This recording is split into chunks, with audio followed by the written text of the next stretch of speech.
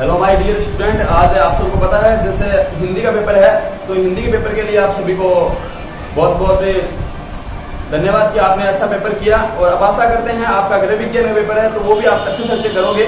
तो अब गृह विज्ञान के पेपर की अपन तैयारी स्टार्ट करवाते हैं। तो मुझे पता है जैसे हिंदी में अच्छा स्टूडेंट से अच्छा रिस्पॉन्स मिला कि अच्छा वीडियो देखा, और इसी तरीके साथ ये भी है गृह विज्ञान में आशा है कि सभी स्टूडेंट है तो अच्छे से अच्छा वीडियो देखेंगे और 80 में से 80 अंक लाने की प्रयास करेंगे। जैसे हिंदी में काफी स्टूडेंट ने बोला कि सर ये क्लास से लेके ये लग रहा है कि मैं 100 में से 100 लेके आएंगे, वैसे ही मुझे विश्वास है मेरे सभी को शेयर और सैंडविच से की करेंगे तो उनके अच्छे अंक आएंगे। अब बात करते हैं हिंदी के पेपर। हिंदी के पेपर होने के बाद गृह विज्ञान का पेपर है 12th का। जैसे गृह विज्ञान पेपर है तो आपको पहले सबसे पहले मेन बात बताऊं, पेपर आपके 80 नंबर का रहेगा। जैसे हिंदी में आपका 100 नंबर का हुआ था तो ये पेपर कितने नंबर का होगा, 80 नंबर का होगा। और कक्षा 12th है, पता है आप 12th में ही हो। और सब्जेक्ट रहेगा गृह विज्ञान और समय आपको 3 घंटे दिए जाएंगे। समय का ध्यान रखना, गृह विज्ञान में आपको 3 घंटे दिए जाएंगे, सब में समय अलग अलग मिलेगा तो थोड़ा समय का आप जरूर ध्यान रखें। अब बात करते हैं पेपर पैटर्न के अनुसार पढ़ने का कुछ। तो सबसे पहले देखते हैं अपने प्रश्न आता है विटामिन का। तो सबसे पहले प्रश्न आएगा विटामिन के। विटामिन में बहुत से प्रश्न है लेकिन अपने को जो प्रश्न करना है वो मैं सही से विटामिन का एक प्रश्न आएगा आपके इस एग्जाम में। मैं नंबर नहीं करते दूंगा, श्योरली बोल रहा हूँ, अच्छे से पढ़ लेना। मेरा एक विटामिन का वीडियो अलग से डाला है वो मैं आपको सेंड करूंगा। उसके साथ साथ एक अलग वीडियो है वो भी मैं कर दूंगा। और अभी अपनी लाइव क्लास चल रही है तो लाइव में अच्छे से पढ़ना। और सबसे पहले बात करें तो पहला प्रश्न आपकी ये विटामिन ए की कमी से होने वाला रोग, यानी विटामिन ए की कमी से होने वाला रोग। विटामिन के अकॉर्डिंग 10th व 12th के सभी विद्यार्थी ध्यान दें, एक प्रश्न हर बार पूछा जाएगा और इसी बार भी पूछा जाएगा। वो डेफिनेटली प्रश्न आने का चांस ज्यादा है। तो सबसे पहले बात करते हैं क्वेश्चन नंबर 1। तो क्वेश्चन नंबर 1 है विटामिन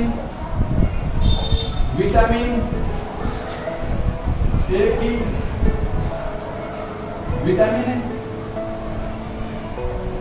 की कमी से, कमी जानते हो, कमी से होने वाला रोग भी जानते हो। अब बात करते हैं विटामिन ए की कमी से कौन सा रोग होता है। अब देखो रोग के अंदर आपको क्वेश्चन में ऑप्शन दिए रहेंगे, यानी रिकेटस है, रतौंधी है, स्कर्वी है, बेरीबेरी है, तमाम प्रकार के रोग है उनके नाम दिए रहेंगे। लेकिन उनमें से एक ऑप्शन अपने को सही करना है। इस प्रश्न के लिए मैं बता दूं आपको करना क्या है। ये प्रश्न चित्रकार से लगता है लेकिन उत्तर के अंदर आपको मात्र और मात्र जो चीज है वही लिखनी है। उत्तर के अंदर आप लिखोगे रतौंधी। क्या लिखोगे, रतौंधी। अब आपको वो कौन से ऑप्शन में है, ए में है, बे में है, स में, जो भी। अब मेरे वाले पेपर के अंदर है वो बे ऑप्शन में है तो मैं ये ऐसा लगा के रतौंधी नाम लिख दूंगा। तो इस प्रकार से आपको करना है। अब बोर्ड एग्जाम में किस प्रकार से करनी है कॉपी।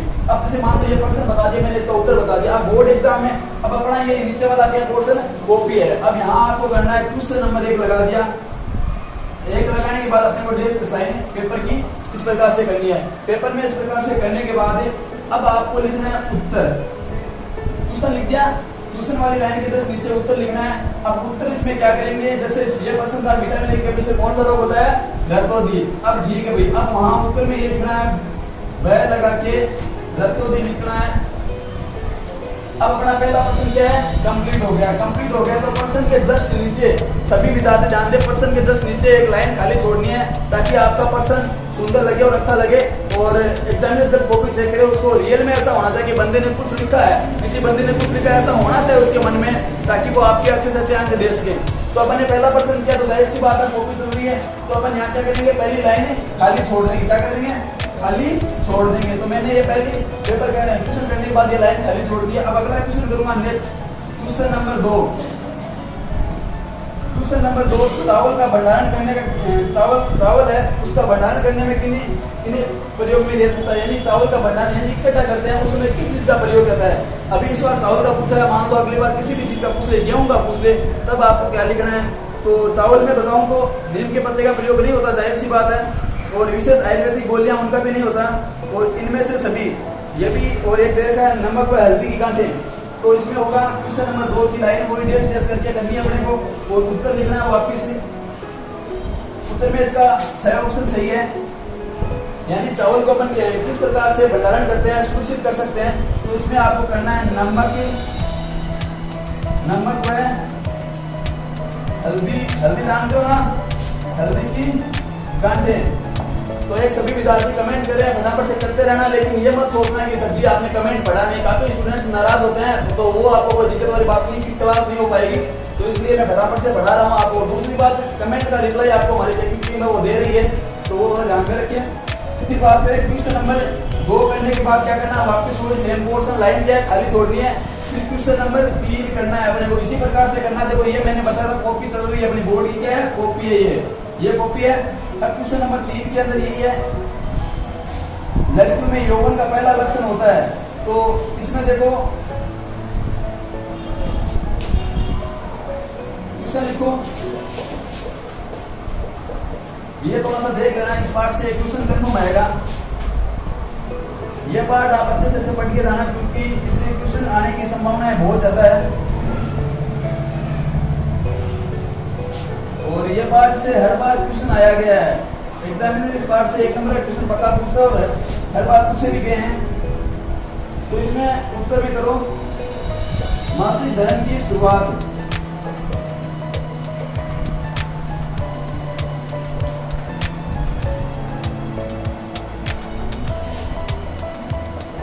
तो क्वेश्चन इस प्रकार से अपन ने 3 कर लिए हैं, तो वही वापस प्रक्रिया लाइन खाली छोड़ने वाली।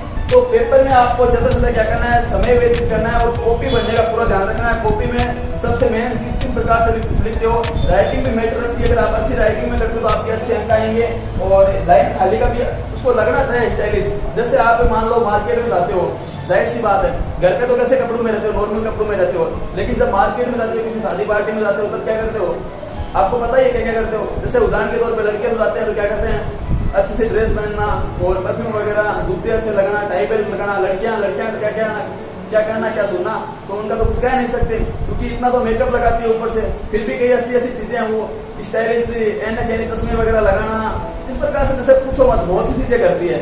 तो वो आप इसके बारे में अच्छे से कर सकते हो। तो मुझे पता है काफी लड़कियों के कमेंट भी आ रहे हैं, जैसे इनमें बात करें तो एक वैष्णु जी है, उनका भी कमेंट आ रहा है, और भी कई स्टूडेंट है, जैसे हमारे विकास भी कमेंट कर रहा है, और भी काफी स्टूडेंट है। तो मैं कमेंट बाद में पढ़ूंगा, आपको रिप्लाई मिलेगा। और नया भी इस क्लास को देख रही है और भी स्टूडेंट है। तो कंटिन्यू करते हैं क्वेश्चन नंबर 4। तो 3 कर लिए, तो अब देखो 3 करने के बाद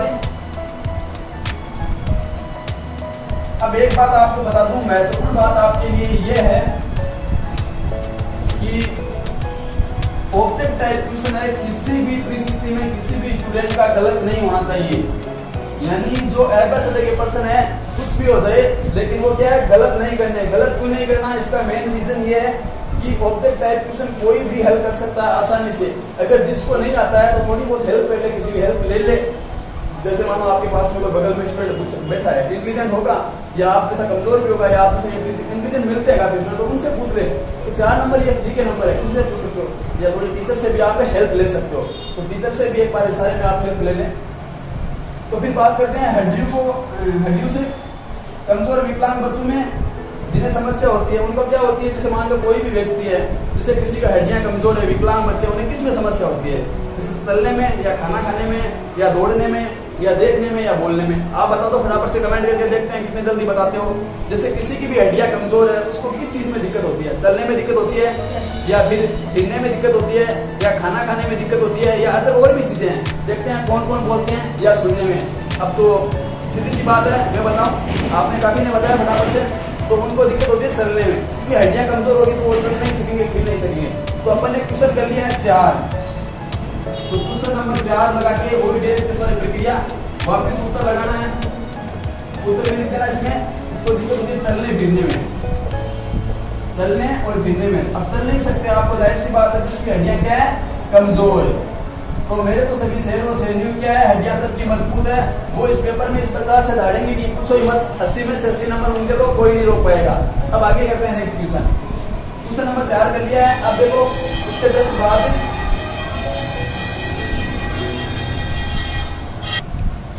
अब देखो अपन ने 4 क्वेश्चन कर लिए हैं। अब बात करें तो जो ऑप्शन टाइप क्वेश्चन थे उनका अपन ने किया, तो 4 क्वेश्चन थे, तो 4 × 1 करने पे क्या आता है, 4 ही आते हैं। तो यानी 4 नंबर के पूरा पैटर्न बनेगा। तो वापस इस प्रकार से एपस का क्वेश्चन है वो 4 नंबर के अपने क्या एक ही क्वेश्चन आएगा। तो अपने को 4 नंबर इनके पक्के होने चाहिए। कितने होने चाहिए? 4 नंबर इनके पक्के होने चाहिए। तो ये प्रश्न है जो आपको करना है, ठीक है। उसके बाद यानी जो ऑप्शन टाइप क्वेश्चन है पहले हमें स्टार्टिंग में मिल जाएंगे, चारों के चारों आपको करने हैं। फिर उसके बाद बात करें तो साधारण नंबर और आयोडीन नंबर में क्या अंतर होता है। यानी इस प्रकार से नंबर के अकॉर्डिंग जो लेसन है उससे क्वेश्चन पूछा जाएगा। प्रश्न नंबर 5 देखो पहले प्रश्न नंबर 5। अब प्रश्न नंबर 5 है। अब एक नंबर के बड़े थे, अब 5 नंबर से लेके तो 5 नंबर प्रश्न है ये 2 नंबर का है। कितने नंबर का है? 2 नंबर का। अब आगे के जितने प्रश्न है वो 2 नंबर का आएंगे। यानी इसमें पूछा है वर्तुल को परिभाषित कीजिए, और इनके जो अपना वर्तुल का लेसन है इनमें पूछा जाएगा भाई आयु कौन सी किस पक्ष से क्या होते हैं, और आयु के संबंधित भी 1% पूछने की संभावना रहता है। तो इसके बारे में आप पढ़ें। फिर बात करते हैं साधारण नंबर और आयोडीन नंबर में अंतर। अब इससे देखो 6 नंबर क्वेश्चन इस प्रकार के क्वेश्चन आ सकते हैं। प्रश्न नंबर देखो वापस से 6 में इस प्रकार से पूछा साधारण नंबर और आयोडीन नंबर में अंतर, यानी एक अंतर वाला क्वेश्चन आएगा। अंतर कोई भी पूछ सकता है, जरूरी नहीं है नमक के बारे में पूछे, कोई भी किसी भी टॉपिक पे अंतर पूछ सकता है, तो वो भी आपको आना चाहिए। अब साधारण नमक पता है इसमें क्या है, साधारण नमक में भरपूर मात्रा में क्या नहीं होती है, आयोडीन नहीं होती है। और आयोडीन नमक में क्या होता है, भरपूर मात्रा में आयोडीन पाई जाती है। तो वही एक नंबर पे क्या है अंतर लिखना है। 2 नंबर का प्रश्न है, कम से कम आपको 2 लाइन करके आनी है, ठीक है। तो प्रश्न नंबर 6 इस प्रकार से आप कर दोगे। और अब इसका उत्तर देखिए, उत्तर में यही है कि साधारण नंबर के बारे में बताना। तो लिखने का तरीका होना चाहिए सबसे पहले साधारण नंबर लिखते हैं यहाँ पे। साधारण नंबर के बाद क्या करना है, ऐसे तीर का निशान लगाना है और यहाँ से आपको डेड लाइन करनी है। डेड लाइन किस प्रकार से करोगे, एक तो ये हो गया आधा लाइन और आधा इससे भर जाएगा, एक ही हो जाएगा। डेड लाइन करना है। फिर बात करते हैं 1 नंबर डालना है यहाँ पे। अब 2 नंबर उसमें पूछा था आयोडीन नंबर। अब आयोडीन के बारे में बताना है, आयोडीन नमक। अब इसमें भी अंतर बताना है, तो आप इसको भी ऐसे सारणी बना के बीच में एक लाइन छोड़ देना भैया, फिर वापस ऐसे करके इस तरीके से आयोडीन नंबर के बारे में बता सकते हो। तो इस प्रकार से क्वेश्चन ये करना है जिसमें अंतर पूछा है, तो इस प्रकार से करना है। या फिर आप एक तरीका और अपना सकते हो, ऐसा बॉक्स बनाना पहले और ऐसे लाइन खींचना, यहाँ आयोडीन लिख देना और यहाँ साधारण नंबर लेना। उनके बारे में 2 बातें हैं, वो आप इस तरीके से भी कर सकते हो। तो आपको जो आइडिया अच्छा लगे उसके अकॉर्डिंग आप कर लेना। फिर बात करते हैं पोषक तत्वों और सूक्ष्म पोषक तत्वों के नाम लिखिए। तो जो जितने पोषक तत्व होते हैं अपने, तो उनके बारे में भी आप ढंग से पढ़ के जाना। पोषक तत्वों की सूची है आपको बुक के अंदर मिल जाएगी। तो आपके गृह विज्ञान के अंदर जो बुक है उसको ढंग से पढ़े, उसके अंदर आपको सारे क्वेश्चन मिलेंगे। फिर है बाल श्रम से आप क्या समझते हो। अगला क्वेश्चन 8 नंबर, ये भी आपके 2 नंबर का रहेगा। तो 8 नंबर का देखो, प्रश्न नंबर 8 इसका भी उत्तर यही है। छोड़ दिया अपने। अब उत्तर देखो, बाल श्रम में क्या होता है, जब छोटे बच्चे होते हैं उनसे काम करवाया जाता है, तो उनको क्या है काम के बदले क्या देता है, पैसे दिए जाते हैं और उनसे मजदूरी मेहनत करवाता है। जब से समय उनकी पढ़ने लिखने की उम्र होती है उस समय उनसे क्या करवाता है, काम धंधे करवाते हैं। तो वो क्या है, जो काम करते हैं वो क्या कहलाता है, बाल श्रम कहलाता है। तो ये भी प्रश्न देख लेना। हल्के और भारी कार्य के 4 उदाहरण दीजिए। हल्का कार्य कौन सा होता है, भारी कार्य कौन होता है, इसके 4 उदाहरण। अब उदाहरण देखो, प्रश्न नंबर 9 कर रहे हैं अपन, कोई देश उत्तर देखो। उत्तर में इसमें प्रश्न देखो किस तरीके से पूछा है, हल्के और भारी कार्य। अब देखो हल्के है तो हल्के इधर लिख लेना, जैसे उत्तर में लिखना मैंने पहले लिखा था, यही एक पॉइंट ये डालो और दूसरा पॉइंट ये डाल दो, एक साइड लिख दो भारी। जो कार्य आप करते हो जिसमें आप आसानी से सरलता से करते हो वो क्या होता है, हल्का कार्य। जिस कार्य में आप कार्य करते हो जिसमें समय लगता है और इसमें वेट होता है, वजन होता है, वो कार्य क्या होता है, भारी कार्य। तो नॉर्मल सी भाषा में है, तो इसको भी आप अच्छे से कर सकते हो। और लैंग्वेज के अंदर 2 नंबर का प्रश्न है, तो डेड लाइन तो पता है कि बननी है, हल्की की भी बननी है और भारी की भी बननी है। तो ये प्रश्न भी आप आसानी से कर सकते हो। फिर निवेश संस्थाओं के नाम लिखिए। प्रश्न नंबर 10। प्रश्न नंबर 10 देखो, निवेश संस्था। निवेश का मतलब है कोई भी चीज है उसमें अपन खर्च करते हैं, ठीक है, उसके पीछे। तो निवेश संस्था ऐसी कौन सी संस्था है उनके बारे में आप बताओ कि भाई वो निवेश कार्य करती है, यानी वो किसी चीज पे खर्च लगाती है। जैसे मान लो बड़ी बड़ी फैक्ट्रियां हैं, वो क्या करती है, निवेश करती है। तो उनके बारे में भी आप लिख के आ सकते हो। 4 बातें लिखनी है, 4 लिखो। निवेश संस्थाओं के नाम, कोई भी संस्था लिख सकते हो। जैसे कोई उद्योग धंधे में बात करें तो कोई भी संस्था के आप नाम याद कर लो, वो इसमें लिख के आने हैं। प्रश्न नंबर 10 में प्रश्न नंबर 10 लगाना है, वापस वही डैश डैश प्रक्रिया और उत्तर लगाओ वापस से और वहां से स्टार्ट करो। निवेश संस्थाओं के नाम, तो निवेश संस्था में सबसे पहले बात करें तो एक जैसे मान लो कपड़े के अंदर कोई भी कपड़ा की संस्था ले लो, कोई एक चीनी उद्योग है उसका ले लो, कोई जैसे मान लो कोई चीज बनाती है फैक्ट्रियां उनका ले लो, कई ऐसी ऐसी संस्थाएं हैं वो कार्य करती है, तो उसके बारे में आप 4 नाम लिखना होगा। जन्म के पश्चात विकास की कोई मुख्य 4 अवस्थाओं के नाम लिखो, तो जन्म की जो 4 अवस्था होती है उनके बारे में अवस्था से लेसन, ये देखो लेसन है वो पढ़ के आना आपको। प्रश्न नंबर 11 के अंदर वही अवस्था के बारे में क्वेश्चन आएगा, उत्तर लगाना है आपको। और जन्म के पश्चात विकास की मुख्य 4 अवस्थाएं, विकास के लिए आपको पता है वो 4 अवस्था के नाम याद करने हैं और इस बार चारों में से एक क्वेश्चन पूछा जाएगा, तो मैं लिख देता हूँ आपको 4 अवस्थाओं के नाम। 4 अवस्थाओं के आप नाम याद कर लेना, कंफर्म याद करना, 10th के विद्यार्थी याद करो, 12th के भी करो। 4 अवस्थाओं के नाम और इनकी डिटेल याद करो, ठीक है। 4 अवस्थाओं में नाम और इनकी डिटेल आपको याद होनी चाहिए, इनसे एक प्रश्न पूछा जाएगा, जरूरी नहीं 4 अवस्थाओं में नाम भी पूछ दे, इनमें किसी भी अवस्था से प्रौढ़ अवस्था दे, बाल्य अवस्था दे, तो उनसे प्रौढ़ का पूछ सकते हैं, बाल्य से पूछ सकते हैं, एक डिटेल से पूछ सकते हैं या वृद्धावस्था के बारे में पूछ सकते हैं, किसी भी एक अवस्था के बारे में प्रश्न पूछा जाएगा। ये याद करना भी सभी स्टूडेंट, ये प्रश्न आपके 2 नंबर का पक्का आएगा एग्जाम में, पक्का है। इस टॉपिक के अकॉर्डिंग 10th और 12th में दोनों में ये पक्का रहता है और आता भी हर बार। फिर क्वेश्चन नंबर 12, प्रश्न नंबर 12 भी 2 नंबर का है, तो इसमें एक नंबर का रहेगा, तो वो भी है HIV एड्स का पूरा नाम लिखो। HIV और एड्स का पूरा नाम, ये भाई आप 100% अपनी बुक से याद कर लेना, ये इनमें से एक प्रश्न आ जाएगा। HIV और एड्स का पूरा नाम, बाकी मैं लास्ट तक देख लेना, क्लास लास्ट में जो मोस्ट इंपोर्टेंट क्वेश्चन है वो लास्ट में बताऊंगा, सारे में उनकी क्वेश्चन के आंसर भी बताऊंगा, सब चीज आपको मैं बता दूंगा लास्ट में। अभी थोड़ा सा पेपर पे तो बता रहा हूं ताकि आपको सही से समझ में आए। अब देखो इनके दोनों के नाम याद करना, 1 नंबर का इनसे प्रश्न पूछा जाएगा और आपके आएगा ये। और प्रश्न नंबर 13, आपका भाई बिस्तर गीला करता है तो आप क्या करोगे, तो जाहिर सी बात है नॉर्मल क्वेश्चन है, आपको ये करके आना है, इसमें लिख के आना है, 2 नंबर का कम से कम 3 लाइन लिख देना, नॉर्मल क्वेश्चन है। और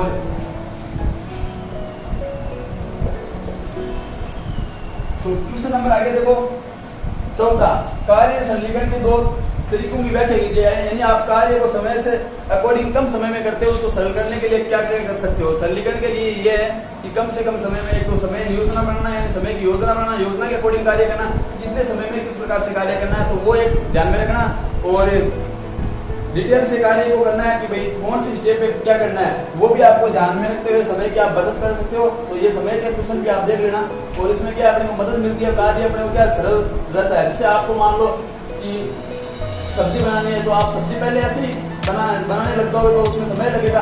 अगर आपको पता है कि भाई सब्जी में सबसे पहले क्या है, आलू को धोया जाता है, फिर उसको साफ किया जाता है, फिर कटिंग की जाती है, तो इस तरीके से बनाओगे तो समय कम लगेगा, या तो फिर आपको पता नहीं लगेगा तो समय ज़्यादा लगेगा, सीधी सी बात यही है। तो जानकारी होगी इसके अकॉर्डिंग आपको क्या समय कम लगेगा। फिर है आप घर में आलू की चिप्स कैसे बनाएं, यानी आप घर में आलू की चिप्स किस प्रकार से बना सकते हो। आगे देखो क्वेश्चन नंबर 14, बहुत सरल क्वेश्चन है, आप घर में आलू की चिप्स किस प्रकार से बना सकते हो। तो ये एकदम नॉर्मल सी बात है, मुझे पता है जितनी भी लड़कियां देख रही है उनको तो ये सब आता है। अब लड़कों ने कभी चिप्स बनाई नहीं तो उन्हें क्या है, उन्हें पता नहीं है। तो आप देखिए एक बार मैं बता देता हूँ आपको, अब ये मत पूछना सर क्या आपने चिप्स बनाई है कि मैंने नहीं बनाई, खुद ने भी। प्रश्न देखो 15 वो लिख देना, और उत्तर के अंदर देखो, उत्तर के अंदर देखा आलू की चिप्स, तो आपको सबसे पहले लिखना है आलू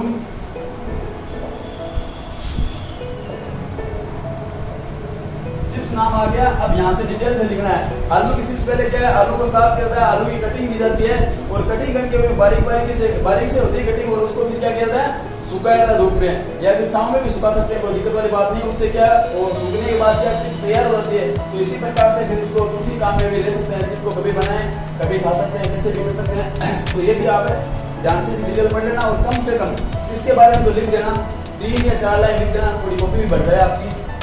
तो इस तरीके से आपको करना है। आप आगे आगे देखो, अच्छी शारीरिक स्वास्थ्य की विशेषता। अच्छा शारीरिक स्वास्थ्य क्या होता है, उसका संतुलन अच्छा रहना चाहिए और नियमित व्यायाम, ये सब क्या अच्छे स्वास्थ्य के महत्वपूर्ण बातें हैं।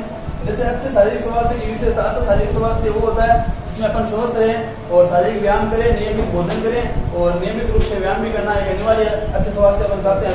तो ये कोई 4-5 बातें इसमें लिख देना। अब देखो, कोई भी काम काज करता है, यानी काम करता है कोई भी महिला है, प्रश्न नंबर 17। अब देखो ये प्रश्न स्टार्ट हो गए 15 से लेके ना चिप्स वाले, यहाँ से 4 नंबर के आएंगे, यानी क्वेश्चन नंबर 15 के बाद आपके 4 अंक का प्रश्न पूछा जाएगा। तो मैंने आलू का चिप्स का बोला था ना सबसे पहले, इसमें तो कम से कम 4-5 लाइन भर देना। अगर आप इसमें 7 लाइन भी भर सकते हो, मुझे पता है सभी स्टूडेंट आप इंटेलिजेंट हो, 7 लाइन आराम से भर सकते हो आलू चिप्स में। और लड़कियां क्या कहना, वो लड़कियां 10 भर के आएगी, मुझे पता है लड़कियां से ज्यादा इसी में समय देगी। फिर ये भी 4 ही नंबर का प्रश्न है। फिर आगे बात करें क्वेश्चन नंबर 17, यानी कोई भी काम काज महिला है, महिला के लिए सुबह के शाम तक समय योजना। अब भैया आपको पता है महिला और लड़कियां जो भी है वो देखिए, वो इनके लिए ये है कि वो कोई भी काम काज करते हैं। सबसे पहले मान लो लड़कियां स्कूल भी जाती हैं, उनको पढ़ना है, उनके लिए एग्जाम है, फिर भी वो काम करेगी, मम्मी का हाथ बढ़ाएगी किचन में। क्यों बढ़ाएगी? कि उन्हें पता है कि अपना काम करने का रूटीन है। अब जैसे जिनको पढ़ना है तो उस हिसाब से पढ़ते हैं। तो ये सबसे मेन बात ये है कि भाई अब काम काज में ये रहता है कि सुबह के समय मम्मी, जैसे मान लो आप मम्मी काम करते हैं, आप खुद काम करते हो, जैसे आपका समय रहेगा 7 से लेके शाम 7 तक, 7 से 7 तक। अब इसमें फिक्स रहता है 3 बजे चाय बनती है, 3 बजे चाय बनती है, तो फिक्स है उसका क्या है, समय सारणी बनी हुई है। अब जैसे मान लो 5 बजे खाना बनाने लगते हैं, तो उनका वो समय योजना बनी हुई है। योजना के अनुरूप जो भी कार्य करोगे उसमें आपको क्या है, समय की कोई दिक्कत नहीं होगी और शाम तक का आपकी समय योजना बनी रहती है। और जिसमें शाम तक की योजना बनाए रहेंगे उनके लिए कार्य क्या होंगे, सरल होंगे। सरल क्यों होंगे? उनकी किसी प्रकार की समस्या का सामना नहीं करना पड़ेगा। क्यों नहीं करना पड़ेगा? इसके पीछे ये है कि वो किसी भी वक्त कभी भी, जैसे मान लो उसके अचानक भी कार्य होता है, तब भी उसके पास समय व्यतीत है, जैसे मान बचा हुआ समय है, उसमें वो क्या कर सकते हैं, कार्य कर सकते हैं। कैसे करेंगे कार्य? जैसे मैंने बताया 7 से 7 का उनका शेड्यूल है।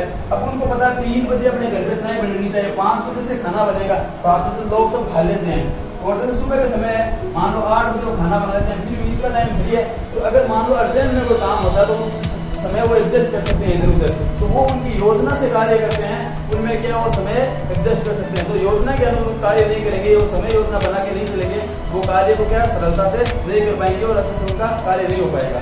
तो ये भी क्वेश्चन बहुत अच्छा क्वेश्चन है और इसकी मुझे पक्का विश्वास है कि सभी लड़कियां हैं तो 4 नंबर तो पक्का लेके आएगी मेरे प्रश्न में।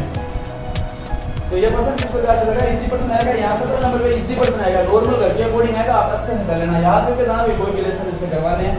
17 नंबर में इजी प्रश्न आएगा। फिर बायोगैस प्लांट और सौर ऊर्जा का चित्र बनाइए, एक चित्र का प्रश्न आएगा आपके। प्रश्न नंबर किसी कोई भी आ सकता है। प्रश्न नंबर 18 में वही टेस्ट उत्तर लगा देना। अब भाई एक तो बायोगैस का चित्र बनाना, उसमें कुछ भी नहीं बनाना है आपको। जैसे मान लो एक ये ले लिया और एक किसी ऊपर पाइप निकाल दो, 2-3 साइडों से निकाल दो और एक यहाँ वापस एक बॉक्स बना दो। इस प्रकार से एक बायोगैस का चित्र बनाना है और एक सौर कुकर का। तो आपको पता है कुकर के आपने जो प्रयोग किया था प्रैक्टिकल नंबर 1 में कुकर का प्रयोग किया हुआ है। तो कुकर का डायग्राम बनाना है, तो वैसे भी आप इसका आसानी से कर सकते हो। तो कुकर लगा दिया, उसकी वो लगा देना, तो इस प्रकार से आप कुकर बना सकते हो। ठीक है, तो इसके आपको अंक मिल जाएंगे कितने, 2 इसके मिल जाएंगे और 2 इसके मिल जाएंगे, 4 नंबर ठीक है। चित्र अपने गृह विज्ञान में 6 तो चित्र है, एक गैस चूल्हे का और है और 3-4 और है। जैसे मान लो ये कुआ वगैरह है, उनके 6-7 है, इनमें से क्वेश्चन आएंगे और आपके अच्छे अंक आ जाएंगे, 4 नंबर लिखते हैं। तो मुझे पता है, पक्का विश्वास है कि सभी शहर है जो सैनिया है वो अच्छे से होकर के आएंगे और उनके पक्का 4 नंबर आएंगे इस प्रश्न में। चित्र वाला एक पेपर में प्रश्न आएगा बस आपको, ठीक है। फिर आगे देखो, किशोर अवस्था में लड़कियों में होने वाले शारीरिक परिवर्तन की सूची बताइए। किशोर अवस्था में होने वाले जो परिवर्तन है उनके बारे में सूची बनानी है। किशोर अवस्था में क्या है, आप किशोर अवस्था में वहाँ पे परिवर्तन ही है। अभी आप देखते हो, जब आपकी पीछे की फोटो देखो और अब की फोटो देखो, अब आप कितने स्मार्ट हो गए हैं, कितनी टेक्निक आ गई। आपके पास पीछे फोन नहीं था, आज सबके पास फोन है और बिना फोन कुछ करते ही नहीं हो आप। तो वही बात है, अब सारी यही चीजें परिवर्तन आना। किशोर अवस्था में क्या, लड़की और लड़की में दोनों में परिवर्तन आना है। जैसे लड़की में बात करें तो दाढ़ी मूंछ आना, और लड़कियों में भी जैसे मान लो कि अनेक प्रकार के परिवर्तन आते हैं, तो वो आप अच्छे से कर लेना। और लड़के भी इस प्रश्न में अच्छे से करना, 2 नंबर के मिलेंगे। तो लड़के का पूछा गया, लड़की के भी 2 नंबर है, लड़की के भी 2 नंबर है, तो दोनों करना आपको 4 अंक फ्री के हैं इसके भी। और ये प्रश्न आपके सेम ही रहेगा, कोई दिक्कत वाली बात नहीं है। फिर सूती वस्त्र से आप निम्न डब्बे किससे छुड़ाएंगे, जैसे घी का है, चाय का है, ये धब्बा लग जाता तो किससे छुड़ाओगे आप? ये कमेंट करके आप मेरे को जरूर बताना। देखते हैं आपको क्या क्या आता है अभी। तो ये प्रश्न आपको सबको जरूर करना है। तो ये भी आपके 4 अंक का प्रश्न रहेगा और 4 अंक है तो इसके एकदम से फ्री के अंक है, तो आप आराम से कर सकते हो। ये घी का बताना है और एक सूती वस्त्र का बताना है। अब आगे देखो प्रश्न नंबर 21, 22, 23। अब देखो आप पूरी क्लास देखना, मतलब क्या आएगा आप पे इसके नोट्स बनाना अच्छे से, लास्ट में बताऊंगा वो नोट्स में मेन क्वेश्चन है वो लास्ट में लिखा दूंगा। अभी तो पेपर में समझा रहा हूँ ताकि आपको पता रहे कि इस प्रकार से अपने पेपर आएगा। अब देखो प्रश्न नंबर 21, प्रश्न नंबर 21 उत्तर यहाँ लगाओ। आगे चलेगा आप सूती वस्त्र की धुलाई कैसे करेंगे। सूती वस्त्र तो आपको पता है, सूती वस्त्र को जब आप धोगे तो उसको ज्यादा रगड़ोगे नहीं रगड़ोगे ना, आराम से ऐसे उसे पानी में, गुनगुने पानी में धोते हो उसको, और ना ही उसे गर्म पानी में धोगे, ठीक है ना। तो सूती वस्त्र के बारे में भी आपको अच्छे से लिख के आना है। सूती वस्त्र में 6 अंक का 10th और 12th दोनों में है ये प्रश्न। 10th में 4 का आएगा और 12th में 6 अंक का आएगा। अच्छे से प्रश्न को करना सूती वस्त्र के बारे में कि भाई उसको ज्यादा रगड़ा नहीं जाता क्योंकि उसका कलर निकल जाता है, और सूती कपड़ा आपको पता है कितना महीन होता है, कितना बारीक होता है, उसकी वजह से उसमें जो सलवट भी पड़ जाते हैं, तो उनको धोने के बाद उसको आराम से वो झटका के फिर आराम से सुखाया जाता है, और उसको धूप भी कम लगे, धूप में भी कम सुखाया जाता है क्योंकि उसका कलर वो डैमेज होता है। इसलिए सारी चीजें उसमें लिख देना, बड़ा प्रश्न है, ठीक है। अब एक प्रश्न तो बहुत नखरे करने वाला प्रश्न है, ये प्रश्न है तो नखरे पक्का करेगा, ठीक है। अब देखो प्रश्न ये है, तैयार परिधान का चुनाव करते समय आप किन बिंदुओं को ध्यान में रखोगे। यानी इसमें सबसे बात ये है कि आप तैयार वस्तु का चुनाव करोगे। तैयार वस्त्र का मतलब जानते हो रेडीमेड कपड़े, ठीक है ना, आप सबके समझ में आ गया, ठीक है। क्योंकि तैयार वाले आज के लड़के और लड़कियां सबके स्मार्ट बन गए, तो उनको पता नहीं रहता तैयार कपड़े कौन से होते हैं। उनको अगर ये बोले रेडीमेड कपड़े लेके आना है तो पता रहता है। जैसे आप मंगाते हैं ना ऑनलाइन शॉपिंग करनी है, ठीक है ना। तो 22 नंबर कपड़े में जब आप ऑनलाइन शॉपिंग करते हो या रेडीमेड कपड़े लेके आते हो तो उनमें किस चीज का चुनाव करते हो। तब इसमें देखो ये है कि मुझे पता है लड़कियां तो क्या क्या देखती है और लड़के क्या क्या देखते हैं। तो अब बात करें तो देखो अगर आप मंगाओगे सबसे पहले उसकी क्या चीज नोट करोगे, सबसे पहले इसकी चीज ये नोट करोगे उसका कलर कैसा है। कलर कैसा, सबसे मेन बात ये कलर चेक करते हो, ठीक है ना। कलर के बाद क्या करते हो आप, वो किस प्रकार से लगेगा। पहले आप दुकान में जब जाते हो तो वहाँ कलर देखते हो, सबसे पहले कलर आपको पसंद आना जरूरी है। अगर कलर पसंद आ गया तो फिर आगे की बात होती है, अगर कलर पसंद नहीं है तो आप वही रिजेक्ट करते हो उसको। फिर आप कलर देख के फिर आप चेक करते हो उसकी फिटिंग कैसे है, फिटिंग होनी जरूरी है। आजकल के लड़के और लड़की क्या है, फिटिंग सबसे पहले देखते हैं, तो फिर क्या है वहाँ ड्रेस को अच्छे से देखेंगे फिट है या नहीं। अगर फिट होगी तब वो लेंगे उसे, अन्यथा नहीं लेंगे। तो दो चीजें मैंने बताई, कलर, दूसरी फिटिंग होनी जरूरी है, तीसरी वो कपड़ा किस प्रकार का है। आजकल के लड़कियों को तो पता नहीं है कपड़ा किस प्रकार, उनको फिटिंग चाहिए और कलर अच्छा चाहिए बस, और यही है। बाकी वो डिपेंड नहीं करता वो किस प्रकार से है क्या है, तो वो भी आपको एक जरूरी बात है। लड़कियों को तो चाहिए, लड़कियां को तो क्या लड़के कुछ और स्मार्ट रहता है, तो उनको तो चाहिए कि वो कपड़ा किस प्रकार, कपड़ा अच्छा दिखना चाहिए क्योंकि उनको तो उसी तरीके रहना है। और ज्यादातर क्या लड़के क्या बाहर काम के लिए भी, जैसे मान लो उनको वर्क करना पड़ा तो उन्हें वो भी चाहिए। लेकिन लड़कियों ये रहता है कि एक शादी निकल जाए बस, एक शादी में अपने को चमकना है और कुछ नहीं रहता। अच्छा कपड़ा कैसा भी, एक शादी में उन्हें चमक के दिखाना है बस, सीधी सी बात यही है, ठीक है।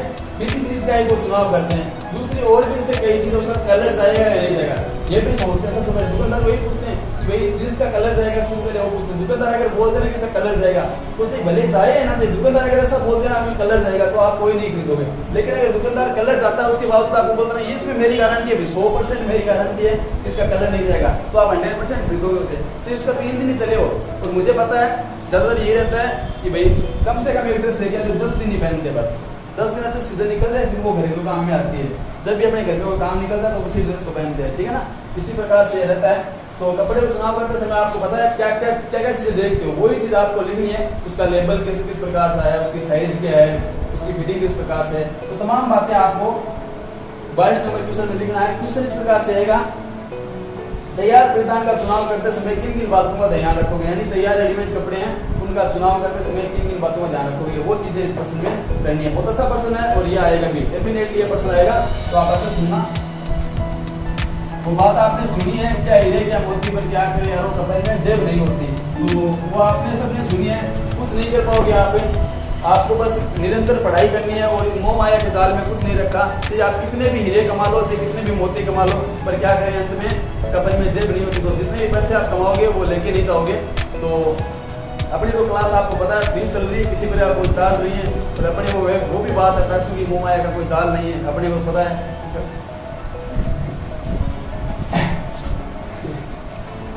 अब आगे देखो क्वेश्चन नंबर 23। क्वेश्चन नंबर 23 भी 23 भी बहुत अच्छा क्वेश्चन है। 23 बहुत अच्छा क्वेश्चन है, आपको करना है, और ये प्रश्न आपके एग्जाम की दृष्टि से बहुत ही इंपॉर्टेंट क्वेश्चन है। यानी वसा द्वारा भोजन पकाने की विधि, यानी ये आप याद करना, वसा के बारे में क्वेश्चन अगर एग्जाम में ना आए, ये प्रश्न आपको ये नाम न दिखे एग्जाम में, तो मेरे को बोल देना, आते पेपर में कमेंट कर देना, यहाँ जहाँ सुजानगढ़ जिसका सेंटर है उसको मैं मिल जाऊंगा वहाँ सेंटर पे, बता देना ये नाम पक्का है 10% 100 में से 100% पेपर के अंदर, ठीक है। तो ये याद कर लेना। फिर बात करते हैं, इसका उत्तर बहुत बड़ा है, वो आप अपने हिसाब से देख लेना। फिर बात करते हैं, देखो खंड ब और सह दे रखा है, यानी इसके पार्ट दे रखे हैं फर्स्ट और सेकंड, यानी विकल्प दे रखे हैं, कौन कौन से, फर्स्ट और सेकंड, यानी फर्स्ट दे रखा है, सेकंड दे रखा है। अब इन दोनों में से अपने को चुनाव करना है कौन सा करे, सही तो आप फर्स्ट कर लो चाहे सेकंड कर लो, दोनों में से करना एक है, तो ये कर लो तो ये कर लो, दोनों में से एक करना है। अगर ये भी करोगे ना समय नहीं मिलेगा और नंबर नहीं दे जाएंगे, दोनों के 0 नंबर दे जाएंगे, आपको करना है एक, ध्यान से कर लेना। और अब एक बात मैं मेरे अकॉर्डिंग बताता हूँ कि भाई खंड विकल्प देगा फर्स्ट और सेकंड, इसमें से एक करना, दोनों में से जिसमें आपको ज्यादा प्रश्न है वो करना है। जैसे मान लो मेरे को फर्स्ट के अंदर ज्यादा आ रहे हैं तो मैं ये करूंगा, अगर जिस लड़की को इसका ज्यादा आ रहा है तो वो करना, ठीक है। गृह विज्ञान लड़की को ज्यादा अच्छी लगती है और उनके आने की काम की बात यही है कि वो कंटिन्यू करते तब उनको आता है। तो ये है ना, आपको जिसको फर्स्ट है तो फर्स्ट करना, सेकंड है तो सेकंड करना। तो जिसको जो अच्छे क्वेश्चन है 3 क्वेश्चन मिलेंगे भाई, इसमें भी 3 है और इसमें भी 3 है, 3% मिलेंगे, ठीक है। 3 क्वेश्चन, ये 3 क्वेश्चन आपको एग्जाम में मिलेंगे इन दोनों में से, तो 3 आपको अच्छे से करना है और बेहतर से बेहतरीन तैयारी के साथ पूरा पेपर करना है। अब आगे बात करें तो खंड में देखो विकल्प के अंदर बात करें तो मेरे को फर्स्ट मैं बता रहा हूँ, फर्स्ट है इसके बारे में बताता हूँ। इसमें देखो प्रश्न नंबर 24, तीसरा प्रश्न है सफाई क्या है और सफाई में काम में आने वाले सामग्री व उपकरणों के नाम। तो इसमें देखो आपके इजी से रहेंगे, इजी से ये रहेगा, उपकरण के नाम है वो आपके देखो 2 नंबर के रहेंगे। उपकरण के नाम क्या है, 2 नंबर के, और 2 नंबर क्या है, इतना सा टॉपिक रहेगा, ठीक है। तो उपकरण के एकदम इजी, अब उपकरण को लिखने का तरीका होना चाहिए। आप सोच रहे 4 नंबर तो बड़ा लिखना होगा, बड़ा कुछ नहीं होता है। जैसे उपकरण के नाम अगर आप पूछ रहे हैं उनमें कुछ आपको अलग करना है। जैसे अब उत्तर स्टार्ट करते हैं, उत्तर में ये लिखना है। अब सफाई क्या है, ऐसा लिख दिया, फिर यहाँ पे इनका निशान लगाना है, यहाँ से सफाई के बारे में डिटेल से लिखना है, ठीक है। इसकी 2 लाइन पढ़ देना। फिर अब उसके आगे दे रखा है उपकरण, सामग्री व उपकरण। सामग्री अलग होती है, उपकरण अलग होते हैं। पता ना सामग्री क्या होती है, जिसका आप प्रयोग करते हैं वो सामग्री होती है, और उपकरण जिस चीजों का आप यूज करते हैं। जैसे उपकरण में ये हो गया, जैसे बल्ब है वो क्या है, उपकरण है। और सामग्री में क्या है, जैसे मान लो कि सर्फ का काम में लेना, आपको सफाई के लिए सर्फ का काम में लेनी, वो क्या है, सामग्री। और उपकरण क्या है, जैसे सफाई सर्फ किसमें घोलोगे आप, बाल्टी में, बाल्टी क्या हो गया आपके लिए उपकरण। तो वो चीजें हैं। अब इसके लिए पहला सफाई के बारे में मैंने बता दिया, उसके बाद देखो आने वाली सामग्री। तो पहला पॉइंट तो ये हो गया, दूसरा पॉइंट अपना इसमें सामग्री क्या होगा रे, सामग्री। तो इसमें सामग्री दूसरा हो गया। तो सामग्री के बारे में आपको जैसे एक पहला आ रहा है, पहला यहाँ लिख दिया, ठीक है। जैसे मान लो पहली कोई बाल्टी आ रही है तो बाल्टी का लिख दिया। दूसरा यहाँ नहीं लिखना है, यहाँ लिखना है। यहाँ क्यों लिखना है, यहाँ अपने कॉपी भरनी है, मेन उद्देश्य कॉपी के पेज को भर के आने। अगर यहाँ लिखोगे तो 2 लाइन हो जाएगा, एग्जामिनर सोचेगा इसको कुछ आता ही नहीं है। अगर आप ऐसा लिखो तो उससे स्मार्ट होना है, एग्जामिनर से स्मार्ट बनना है, ठीक है ना। तो इससे यहाँ दूसरी लाइन भी कंप्लीट हो जाएगी। फिर तीसरा पॉइंट यहाँ लिखो, वापस 4 तो समझे कम से कम लिखो 4। भाई सामग्री में क्या क्या है, सामग्री में आपको लाइजोल चाहिए, डिटोल चाहिए, तेजाब चाहिए। तेजाब भी डालते हो ना कई बार, जैसे मान लो किसी नाले में डालना है तो वो तेजाब वगैरह। फिर सरफ चाहिए, जितने भी चाहिए आपको याद है ना, वहाँ एग्जाम हॉल में बैठो उतने लिख देना, इसमें कोई नहीं रोकेगा आपको, ठीक है। फिर सामग्री के बाद आपको 3 नंबर पॉइंट डालना है। 3 नंबर क्या डालोगे आप इसमें दे रखा 3 नंबर उपकरण। अब उपकरण के अंदर क्या पता है, डंडा क्या उपकरण ही है, क्या डंडा उपकरण इधर उपकरण के बारे में लिख सकते हो। अब उपकरण के अंदर आप जैसे मान लो वाइपर है वो लिख सकते हो, ये उपकरण है, बाल्टी उपकरण है, और भी कई ऐसे उपकरण है उनके आप नाम यहाँ लिख सकते हो। तो वही रूल रखना है, 1 नंबर 2 नंबर 3 नंबर लगा के उपकरण में से पहला लिख दिया, दूसरा लिख दिया और तीसरा लिख दिया। इस तरीके से आप उपकरण फटाफट से लिख देना। उपकरण के अंदर वही सेम रूल है, तीर का निशान लगा के लिखना है। तो बहुत इजी प्रश्न है, 4 नंबर एकदम फ्री के नंबर मिलेंगे 4। कोई कुछ नहीं करना, आपको माइंड का यूज करना है। गृह विज्ञान में कोई भी लड़का अगर मेरी क्लास देख के फेल होता है, जिस दिन रिजल्ट है आपको पता है मेरे नंबर आपके पास है, उस दिन मेरे को कॉल करना, मैं बिल्कुल फ्री में आपको कॉल उठाऊंगा, कोई पैसा नहीं लूंगा, किसी प्रकार कोई चार्ज नहीं है, ठीक है। आप पे हम उस समय बात, अब जो कॉपी में नहीं लिखा है ना उसके लिए मैं कुछ नहीं कर पाऊंगा, कॉपी में आपको लिखना पड़ेगा, कॉपी भरनी पड़ेगी आपको, कॉपी बगैर कुछ नहीं हो पाएगा। तो वही बात है, ये शिक्षा एक ऐसी श्रेणी का दूध है, आपको पता है शिक्षा एक ऐसी श्रेणी का दूध है, जितना पिएगा ना वो उतना तेज दौड़ेगा। आपको सबसे ज्यादा क्या करना, वहाँ पीने का काम नहीं करना, कोई पीने मत बैठ जाना, वहाँ कॉपी भरने का काम करना है। जितने भी आप कॉपी भरेगे ना उतने ही तेज दौड़ोगे, मतलब उतना ही तेज आपका अच्छा रिजल्ट आएगा। तो सबसे मेन कार्य यही है कि आपको कॉपी भरनी है डिटेल वाइज, जैसे मैंने बताया उस तरीके से एक बार नहीं 2 बार देखने, वीडियो देखने में कुछ नहीं जाएगा, आप समझ ले सके इस प्रकार से आपको कॉपी भर के आनी है। फिर बात करें जैसे 25 नंबर प्रश्न में, अब 25 नंबर प्रश्न में भी बहुत सी चीजें दे रखी है। 25 नंबर प्रश्न बहुत इंपॉर्टेंट है।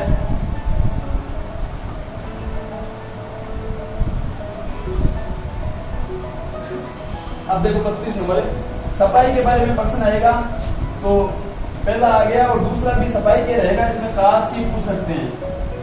कांच की नाम लेता है छोरा सोचे कांच है, बोतल है किसी है, कांच है प्लास्टिक, ठीक है। प्लास्टिक जानते हो ना, तो हमारा हुआ है ना वो पायो वो प्लास्टिक हुआ है, तो वह प्लास्टिक जमाने बिस्लेरी की बोतल चाहिए प्लास्टिक को साफ करने की विधि। अब भाई ये प्रश्न है ना आपके 2 प्रश्न रहेंगे, सफाई के प्रश्न अगर नहीं आए ना एग्जाम में तब भी मेरे को बोल देना, सफाई के प्रश्न पक्का आएंगे, देख लेना। और सफाई वाला लेसन अच्छी तरीके से तैयार कर लेना, अभी भी आपके पास समय है, आज का पूरा दिन पड़ा है, अच्छे से अच्छे सफाई वाला लेसन तैयार कर लेना ताकि आपके अच्छे से अच्छे अंक आ सकें। और बदले में मुझे कभी भी मिलो तो वाकई में आप याद रखना, जैसे मान लो अभी तो आपको याद नहीं रहे या ना रहे, कभी भी फेस मिल सकता है आपको, यानी फेस टू फेस मिलो तो याद रखना, मैं सर ने बताया था उसमें काफी क्वेश्चन है तो आपको हेल्पफुल रहेंगे।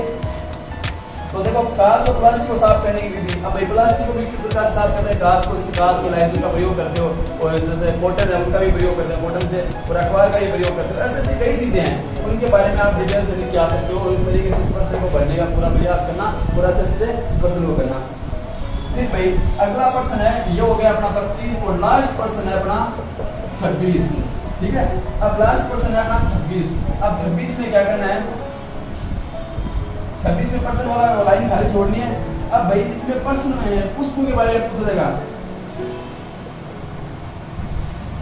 ये प्रश्न पक्का आएगा आपके एग्जाम में, 10th और 12th दोनों देख लेना, ये प्रश्न है ना कोई नहीं रोक पाएगा, ये प्रश्न पक्का आएगा।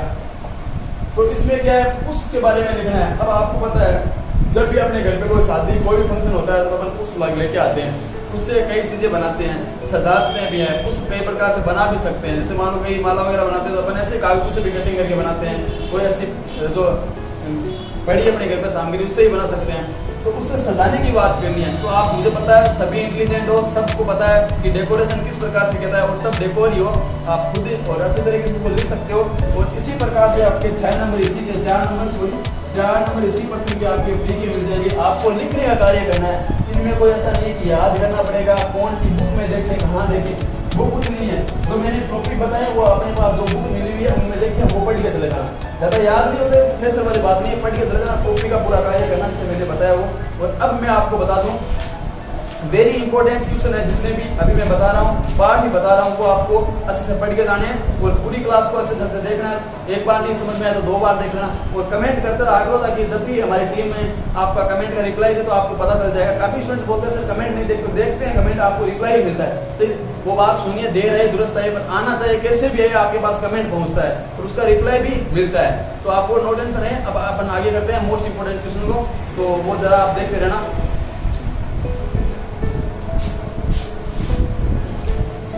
देखो अब आगे की करण में अपन कुछ वेरी इंपॉर्टेंट चीजें हैं वो लेते हैं, तो इनकी क्वेश्चन आने की संभावना है, तो आप ज्यादा देखने को पड़े। अब आगे अच्छे से अच्छे नोट्स आप बनाते रहना, कॉपी निकाल ले और फटाफट कॉपी में ये काम नोट करते रहना। और अगर आप नहीं उतार पाते तो फिर उतार लेना, दोबारा से देख लेना लाइव को, कोई दिक्कत वाली बात नहीं है। और सबसे पहले बात करें तो विटामिन अपने ABCDEK, कुल विटामिन कितने प्रकार की होती है? 6 प्रकार की होती है। कुल विटामिन कितने प्रकार की होती है? 6 प्रकार की होती है। मुझे पता है आप सही से देख रहे हो और कंटिन्यू आप देखते रहे। विटामिन कितने प्रकार की होती है? 6 प्रकार की होती है। तो 6 प्रकार में बात करें तो vitamin A, B, C, D, E और K, ठीक है। विटामिन कितने प्रकार की होती है? 6 प्रकार की। अब देखो 6 प्रकार में सबसे पहले बात करें विटामिन A की कमी से कौन सा रोग होता है? रक्तोधि रोग होता है। कौन सा होता है? रक्तोधि रोग। फिर B की कमी से बेरी बेरी, अब B में B आ रहा है तो बेरी बेरी बार बार हो रहा है, बेरी बेरी, ठीक है।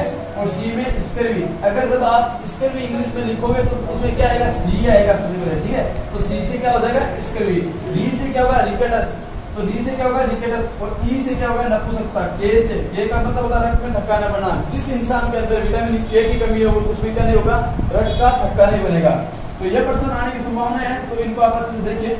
तो विटामिन ए की कमी से कौन सा रोग होता है, रतौंधी। बी की कमी वेरी वेरी, सी से स्कर्वी, डी से रिकेटस, ई से नपुंसकता, के का रक्त का धक्का न बनना। तो ये पर्सन आपके बोर्ड एग्जाम में आएगा।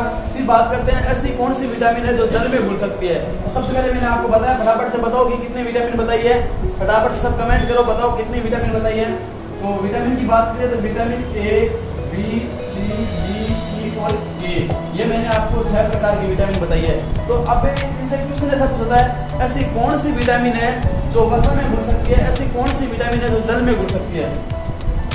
अब देखो, एक कीड़ा नाम याद रखना। कीड़ा सब जानते हो ना, कीड़ा, ठीक है। और एक बस सब जानते हो, बस। अब बस सब जानते हो तो बस लेते हैं सबसे पहले। तो बस में देखो बी और सी, आपको इतना याद रखना कि सर ने बताया था बस, बी और सी। अब बी और सी बताए ये क्या है, ये जल में घुल सकती है। ये किस में घुल सकती है, जल में घुल सकती है। बस है, आप याद रखो कि सर ने बताया था कि बस है जो जल में क्या घुल सकती है। अगर बस को वहां बस अगर पानी के अंदर जाएगी तो पानी के अंदर डूब जाएगी, ये निश्चित बात है। तो ऐसा समझ लो कि जल के अंदर डूब गई बस, बस में डूब गई। बस के अंदर आप भी बैठे हो तो आप भी क्या डूब गए, जाहिर सी बात है। तो बी और सी, अगर बस को इंग्लिश में लिखेंगे तब थोड़ा अलग बनता है, लेकिन अपन एक ट्रिक बनाई है बस।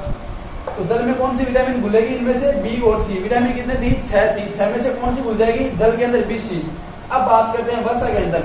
वसा के अंदर कीड़ा घुलता है, देखो के, पी, डी और ए, ये क्या होगा, कीड़ा। ये वसा का पात्र है, तो इसमें क्या घुल जाएगा अपना, कीड़ा।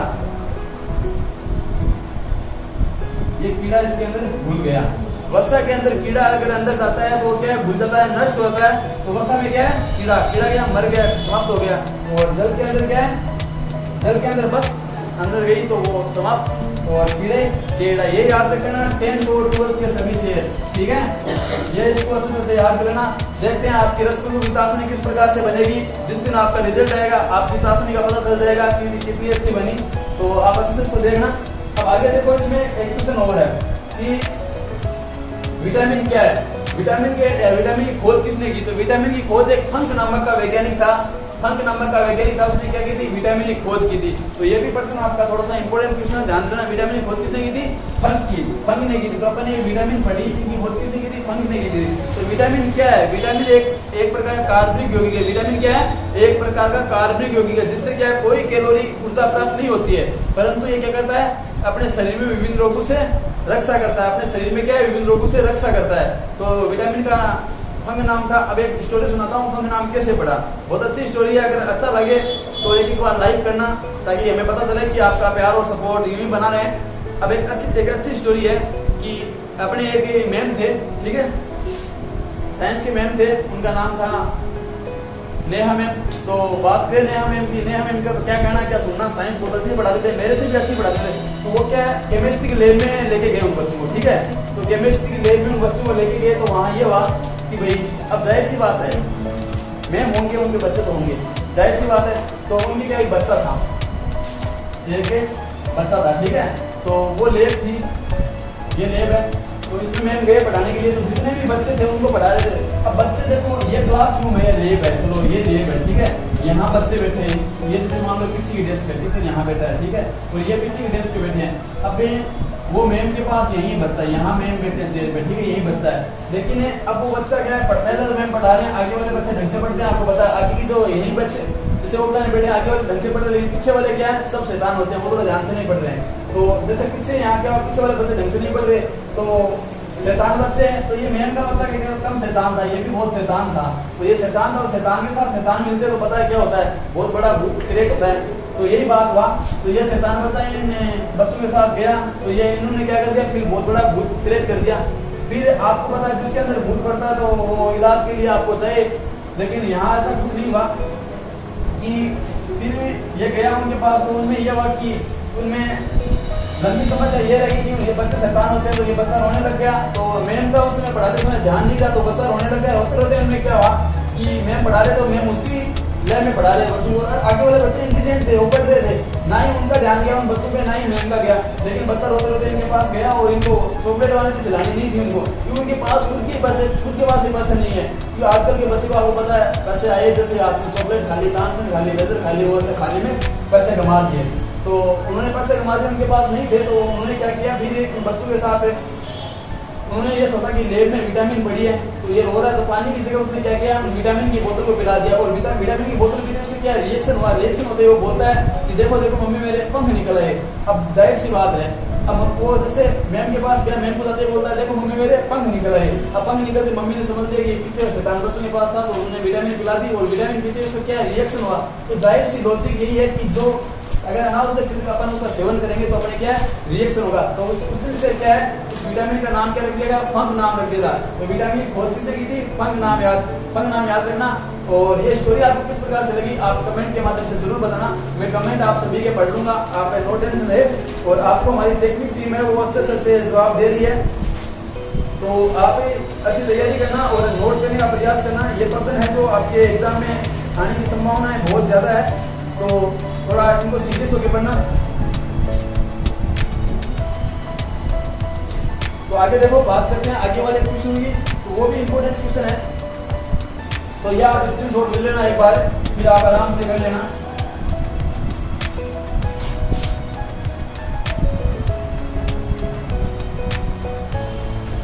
मुझे पता है इस क्लास को कौन कौन देख रहे हैं, काफी स्टूडेंट है जो इस क्लास को देख रहे हैं, तो मैं उनका भी नाम नहीं दूंगा, नाम बाद में ले लेंगे, पर कमेंट के माध्यम से फिर बात कर लेंगे।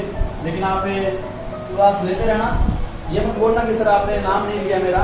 तो नाम का भी समय रखा जाएगा, जब आपका एग्जाम होगा उस दिन आपका लास्ट एग्जाम हो जाएगा, उस दिन अपन अच्छी पार्टी करेंगे, उस दिन आपका सबका नाम है अनाउंस कर दिया जाएगा। तो अब आगे भी इसी क्रम में आगे भी क्वेश्चन है वो मैं आपको करवाता रहूंगा, आप देखते रहे इस क्लास को। अब आगे भी देखो कुछ क्वेश्चन है, जैसे बात करें तो गृह विज्ञान से क्या, गृह विज्ञान का क्या अर्थ है, गृह विज्ञान से क्या तात्पर्य, इस प्रकार का कोई भी क्वेश्चन आ सकता है। उत्तर में सबसे पहले लिखना है गृह विज्ञान शब्द दो शब्द से मिलकर बना है। अब गृह विज्ञान शब्द दो शब्द से मिलकर बना है, आपको बताया प्रश्न दिया रहेगा। गृह विज्ञान शब्द दो शब्दों से मिलकर बना है, एक तो गृह हो गया, एक विज्ञान से बना है। गृह शब्द का तात्पर्य है कि उस स्थान से है जहाँ परिवार रहता है। अब घर का आपको पता है परिवार रहता है, उसे घर कहते हैं, तो परिवार से रहता है। और विज्ञान शब्द का अर्थ है जिससे ज्ञान होता है, विज्ञान का मतलब क्या है, ज्ञान होता है, और वास्तविक सिद्धांत पर नियमों पर आधारित है। इसमें वास्तविक सिद्धांत और नियमों पर आधारित है। इन दोनों शब्दों को जोड़कर गृह विज्ञान का अर्थ इस प्रकार से दिया जा सकता है कि गृह विज्ञान का अर्थ घर एवं परिवार से जीवन से है, यानी गृह विज्ञान का अर्थ घर से भी है, परिवार से भी है, जीवन से। इन तीनों से मिलकर क्या बनता है, गृह विज्ञान शब्द बनता है। क्या बनता है, गृह विज्ञान शब्द। ये प्रश्न है तो 10th के जितने भी विद्यार्थी है वो भी देख ले, और 12th के जितने भी विद्यार्थी है वो भी देख ले, प्लस कॉलेज वाले भी देख ले, ये प्रश्न बहुत इंपॉर्टेंट है।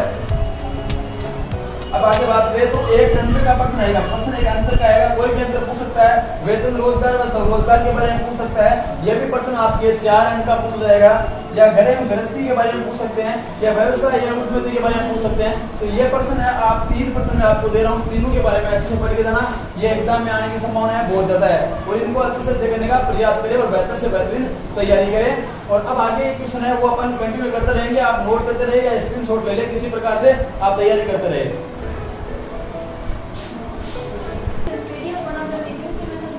अब देखो आगे प्रश्न है, प्रश्न नंबर 3, सवास्त्र शब्दों की, जो अपन सवास्त्र से हम शब्दों की परिभाषा देनी है, तो उनके बारे में बात करें। सवास्त्र से मतलब है कि शारीरिक मानसिक शांति, यानी अपन स्वस्थ रहते हैं, अपने मन में ये होना चाहिए कि मानसिक शांति है अपने, ठीक है। अपन अगर दिमाग में सेट कर लेते हैं कि बीमार है तब के बीमार रहते हैं, अगर ऐसा रहता है कि हाँ मन में ऐसा संतुष्टि है कि शांति है, तो वो क्या है उसी प्रकार से चिंता मुक्त रहना, यानी अपने चिंता नहीं कि बीमार ऐसा कुछ नहीं है, चिंता से मुक्त रहना है, ताकि हम लोगों से मेल मिलाप रख सके, और समाज के लोग हैं उनसे क्या संपर्क में रह सके, यानी अपने लोगों से मेल मिलाप भी रखना है, अगर बीमार करते भी उनसे मिलते रहना है। और दूसरी बात क्या, लोगों के समाज से संपर्क में रहना है, ताकि क्या वो अपने समाज से जुड़ी बातें अपने सुने या उनको कुछ अपन बताएं, तो अपने को ऐसा महसूस ना हो।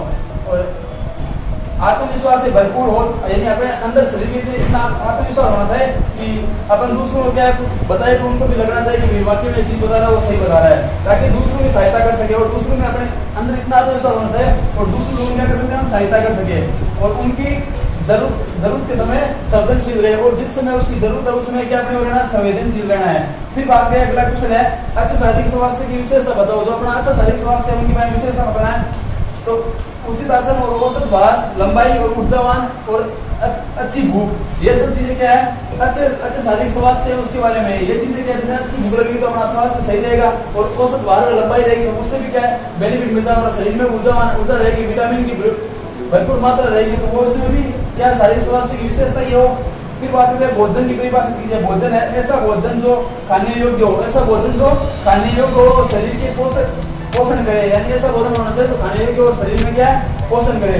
फिर बात करें भोजन के कोई 3 कार्य बताओ। भोजन के कोई 3 कार्य, जैसे सामाजिक, शारीरिक, पहला सामाजिक, शारीरिक, मनोवैज्ञानिक कार्य है क्या भोजन के ही कार्य है। तो भोजन के अगर क्वेश्चन बड़ा है तो बड़े अकॉर्डिंग लिखना है। इससे पहले सामाजिक कार्य लिख दो, फिर शारीरिक कार्य लिख दो, मनोवैज्ञानिक लिख दो। इसी प्रकार से आपको पॉइंट बना के इनके बड़े क्वेश्चन करना है, अगर छोटे है तो इसके अकॉर्डिंग कर देना। तो इसी प्रकार से आगे एक क्वेश्चन है वो आगे अपन नेक्स्ट वीडियो में देखते रहें और कंटिन्यू आप देखते रहें। अब देखो आगे कुछ क्वेश्चन है, पोषण क्या है। पोषण एक प्रक्रिया है जिसके द्वारा भोजन शरीर के द्वारा ग्रहण किया जाता है। पोषण एक प्रक्रिया है जिससे भोजन क्या शरीर के द्वारा ग्रहण होता है और उपयोग में लेता है। पोषण है तो अपने शरीर में भोजन को उपयोग में लेते हैं, उसे पोषण कहते हैं। पोषण एक प्रक्रिया है जिसके द्वारा भोजन शरीर के द्वारा ग्रहण किया जाता है, उसका उपयोग में लिया जाता है। फिर बात करते हैं अगला क्वेश्चन है साधारण नमक है आयोडीन नमक। बहुत वेरी इंपोर्टेंट पर्सन है, इसको अच्छे से पढ़ना। बात करें तो आयोडीन नमक से मिलती है, जो आयोडीन नमक होता है उससे मिलती है। अब आयोडीन किससे मिलती है, तो आप लिखोगे आयोडीन नमक है उससे मिलती है। एक साधारण नमक में आयोडीन की मात्रा कम होती है, जो आप साधारण नमक लोगे उसमें आयोडीन की मात्रा क्या मिलेगी, आपको कम मिलेगी। और आयोडीन नमक है उसमें आयोडीन अगर भरपूर मात्रा में रहेगा तो अपने शरीर में भी आयोडीन अधिक मिलेगी आपको। एक बात करते हैं कुपोषण के परिणामों के मुख्यतः निम्न होते हैं। कुपोषण के परिणाम कौन से होते हैं, तो मृत्यु हो सकती है कुपोषण से, शारीरिक और मानसिक विकास का विकलांग और कार्य क्षमता में कमी। कार्य क्षमता में क्या होती है, उसकी कमी होती है। फिर बात करें तो बात करते हैं कुपोषण किसे कहते हैं, जब आहार में एक या एक से अधिक पोषक तत्वों की कमी होती है उसे क्या कहते हैं, कुपोषण कहते हैं। जब आहार में एक या एक से अधिक पोषक तत्वों की कमी होती है उसे कुपोषण कहते हैं। आज के अपन साइंस के बहुत अच्छे क्वेश्चन कर रहे हैं, तो फटाफट सभी स्टूडेंट्स जुड़े हुए हैं तो फटाफट एक बार कमेंट करें और लाइक करें फटाफट से, और अपने इस लाइव सेशन को शेयर करें सभी स्टूडेंट्स के साथ, ताकि मैं कमेंट पढ़ता हूं, देखते हूं आप किस प्रकार से कमेंट करते हो। फटाफट से तुरंत कमेंट करते रहे और साथियों के साथ शेयर करते रहे। तो बात करते हैं तेरी दोस्ती के साये में जिंदा है अब तक तो, और हमको भी खुदा को दिया तभी मानते हैं। यानी आप अगर आप अच्छे से हमें चैनल को सब्सक्राइब करोगे तो हमें खुदा का दिए हुए ताबीज के रूप में मानेंगे। और आपसे निवेदन है कि हमारे चैनल पे आप पहली बार आए तो चैनल को सब्सक्राइब करें और ज्यादा संख्या में शेयर करें। काफी स्टूडेंट्स फटाफट से कमेंट करें सुपर, बिल्कुल कंसर्न करना है सर सुपर। कंटिन्यू आप कमेंट करते रहे और हम देखते रहेंगे। साया साथ छोड़ देता है, बिल्कुल साया साथ छोड़ देता है। फटाफट से आप कमेंट करते रहे और अच्छे से क्लास देखते रहे और आगे भी इस प्रकार के अपन क्लास करते रहेंगे। और जितने पेपर होते हैं उनके बारे में मैं पहले कमेंट के माध्यम से बता दिया करो, ताकि हम आपके साथ अच्छी क्लास कराएं। और अब देखो आगे क्वेश्चन करते हैं। क्वेश्चन नंबर 10, हरी पत्तेदार सब्जियों को पकाते समय क्या नष्ट होता है। हरी पत्तेदार सब्जियां अगर उनको पकाते हैं, उनको उबालते हैं तो उनमें विटामिन नष्ट होता है। तो वो विटामिन कौन सा होता है, वो विटामिन सी होता है। अगर पत्तेदार सब्जियां जिनको ज्यादा उबालते हैं पकाते हैं तो उनमें क्या होता है, विटामिन वो नष्ट होता है। वो विटामिन कौन सा होता है, पत्तेदार सब्जियों में विटामिन सी मिलता है। अब आगे देखो आम के अचार को तैयार करने की विधि। आम को अचार को तैयार करने की विधि है, सबसे पहले कैरी को धोया जाता है और काटने के बाद सुखाना और सब नमक मसाला मिर्ची दो के लगाएंगे, फिर इसका अच्छे से आप लिख देना। फिर बात करें क्वेश्चन नंबर 12, खाद्य विश्लेषण से घरेलू विधियों का विवेचना कीजिए। तो खाने वाले पदार्थ है उनके बारे में आपको विवेचना करनी है, उनके बारे में आपको अच्छे से लिखना है।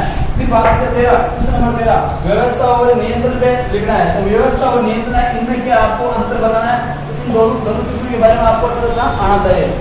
अब आगे है कार्य संधि का तात्पर्य। कार्य संधि उसके बारे में है कि 2 या 2 से अधिक कार्य एक समय में करना। 2 या 2 से अधिक कार्य वो एक समय में करना।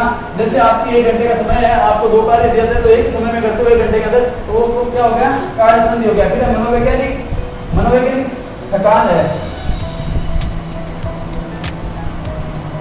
मनोवैज्ञानिक थकान के लिए उत्तरदायी 2 कारण बताइए। मनोवैज्ञानिक थकान है उसके लिए 2 उत्तरदायी कारक कौन से होते हैं, एक और असंतोषजनक परिणाम, यानी मनोवैज्ञानिक अपन दिमाग के थक जाते हैं, कई बार पेपर देते हैं वहां अच्छा नहीं होता है तो उसकी वजह से क्या थक जाता है, तो एक तो वो हो गया असंतोषजनक परिणाम। फिर है स्थिति भाग जाने की इच्छा, यानी स्थिति ऐसी होती है उससे भाग जाने की इच्छा। कई बार जैसे अपन पढ़ते हैं अपनी ऐसी स्थिति बन जाती है कि बिल्कुल से नहीं पढ़ सकते, उसमें क्या अपने मन चुराने की इच्छा रहती है। तो इसी प्रकार से आप कंटिन्यू अच्छी तैयारी करते रहे और भी कंटिन्यू हमारे यूट्यूब चैनल पे क्लासेस रहते हैं। अगर हमारे यूट्यूब चैनल पे आप पहली बार जुड़े हो तो हमारे यूट्यूब चैनल को सब्सक्राइब करें और बेल आइकन दबाना ना भूलें। और अच्छी अच्छी क्लासें आपको मिल रही है और जिस दिन आपका एग्जाम होता है वो आप देखने का प्रयास करें। और जितनी भी आपकी डिमांड रहती है वो कमेंट के माध्यम से बताया करो, पर्सनल कॉल मैसेज ना किया करो, उससे थोड़ा सा क्या परेशानी होती है। और आप सभी से निवेदन है हमारे यूट्यूब चैनल को ज्यादा संख्या में शेयर करें, सब्सक्राइब करें। धन्यवाद साथियों।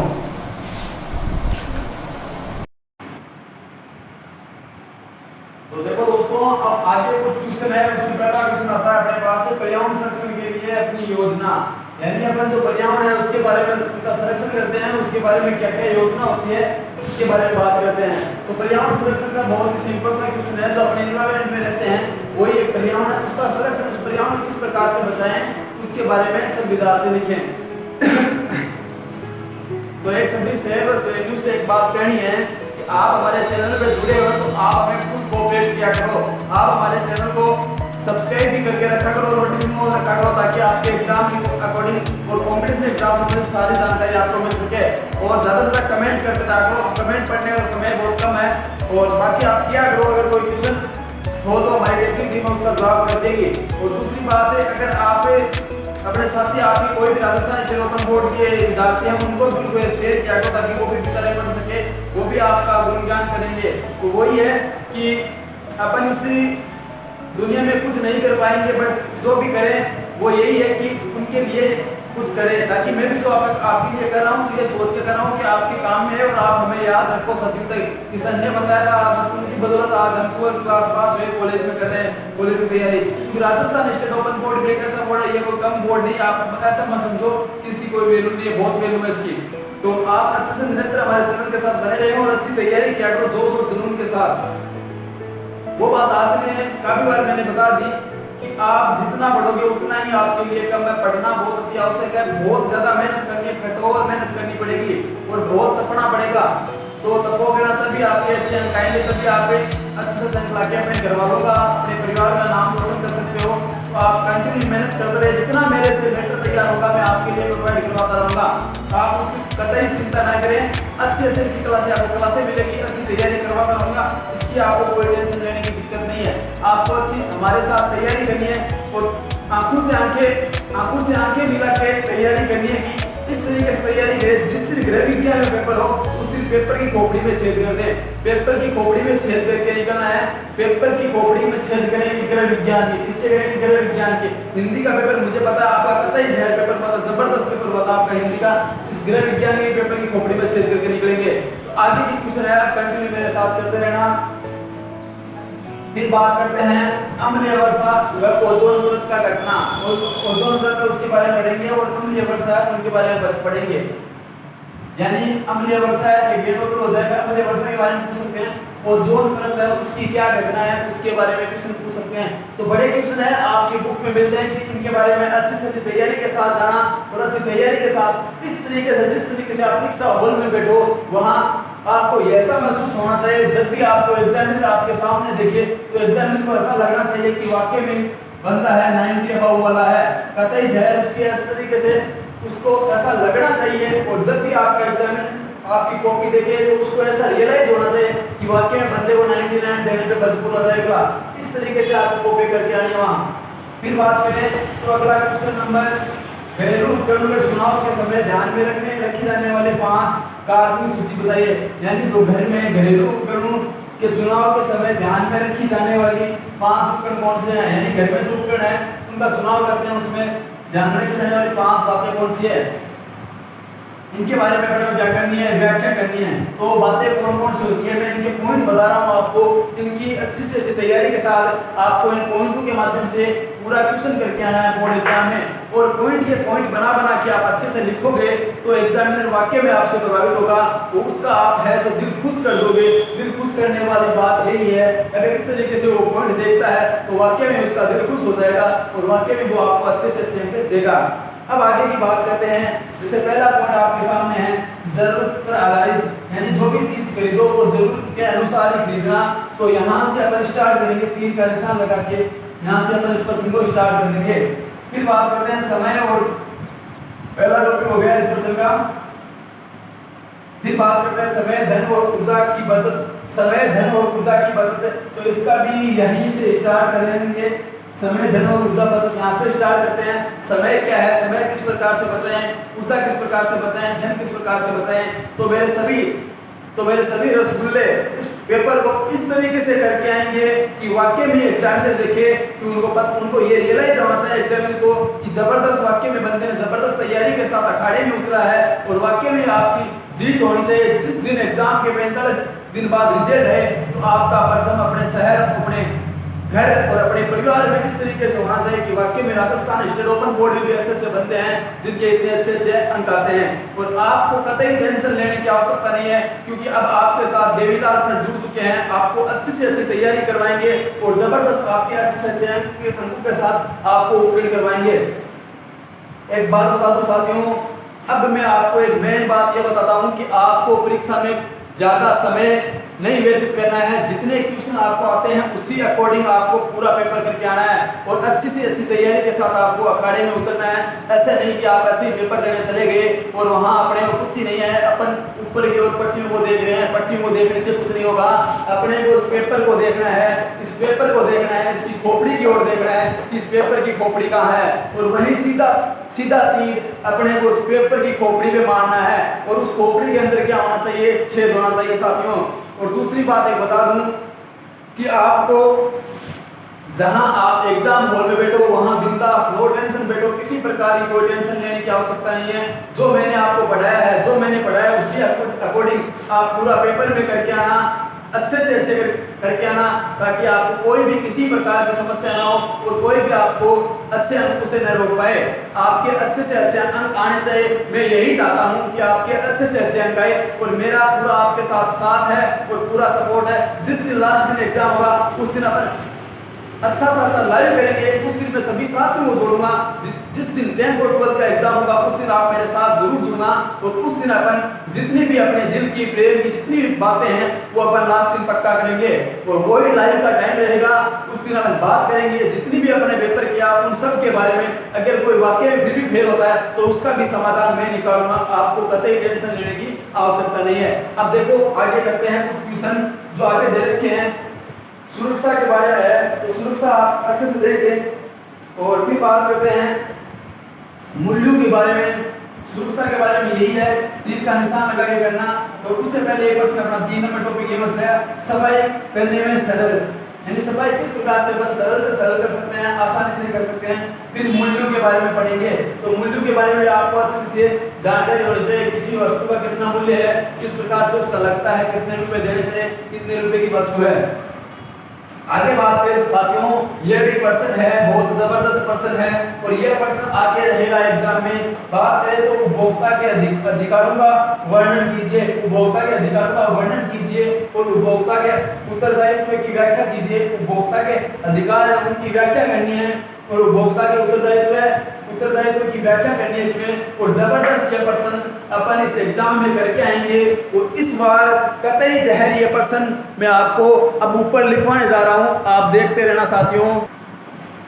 अब देखो साथियों, अगला प्रश्न आपको जो चल रहा था उसी के क्रम में बात की जाए तो सुरक्षा का अधिकार है, यानी सुरक्षा का अधिकार है और जानकारी का अधिकार है और चयन का अधिकार है, यानी चुनने का और सुनवाई का अधिकार है और शत्रुत्व निवारण का अधिकार है, उपभोक्ता शिक्षण का अधिकार है।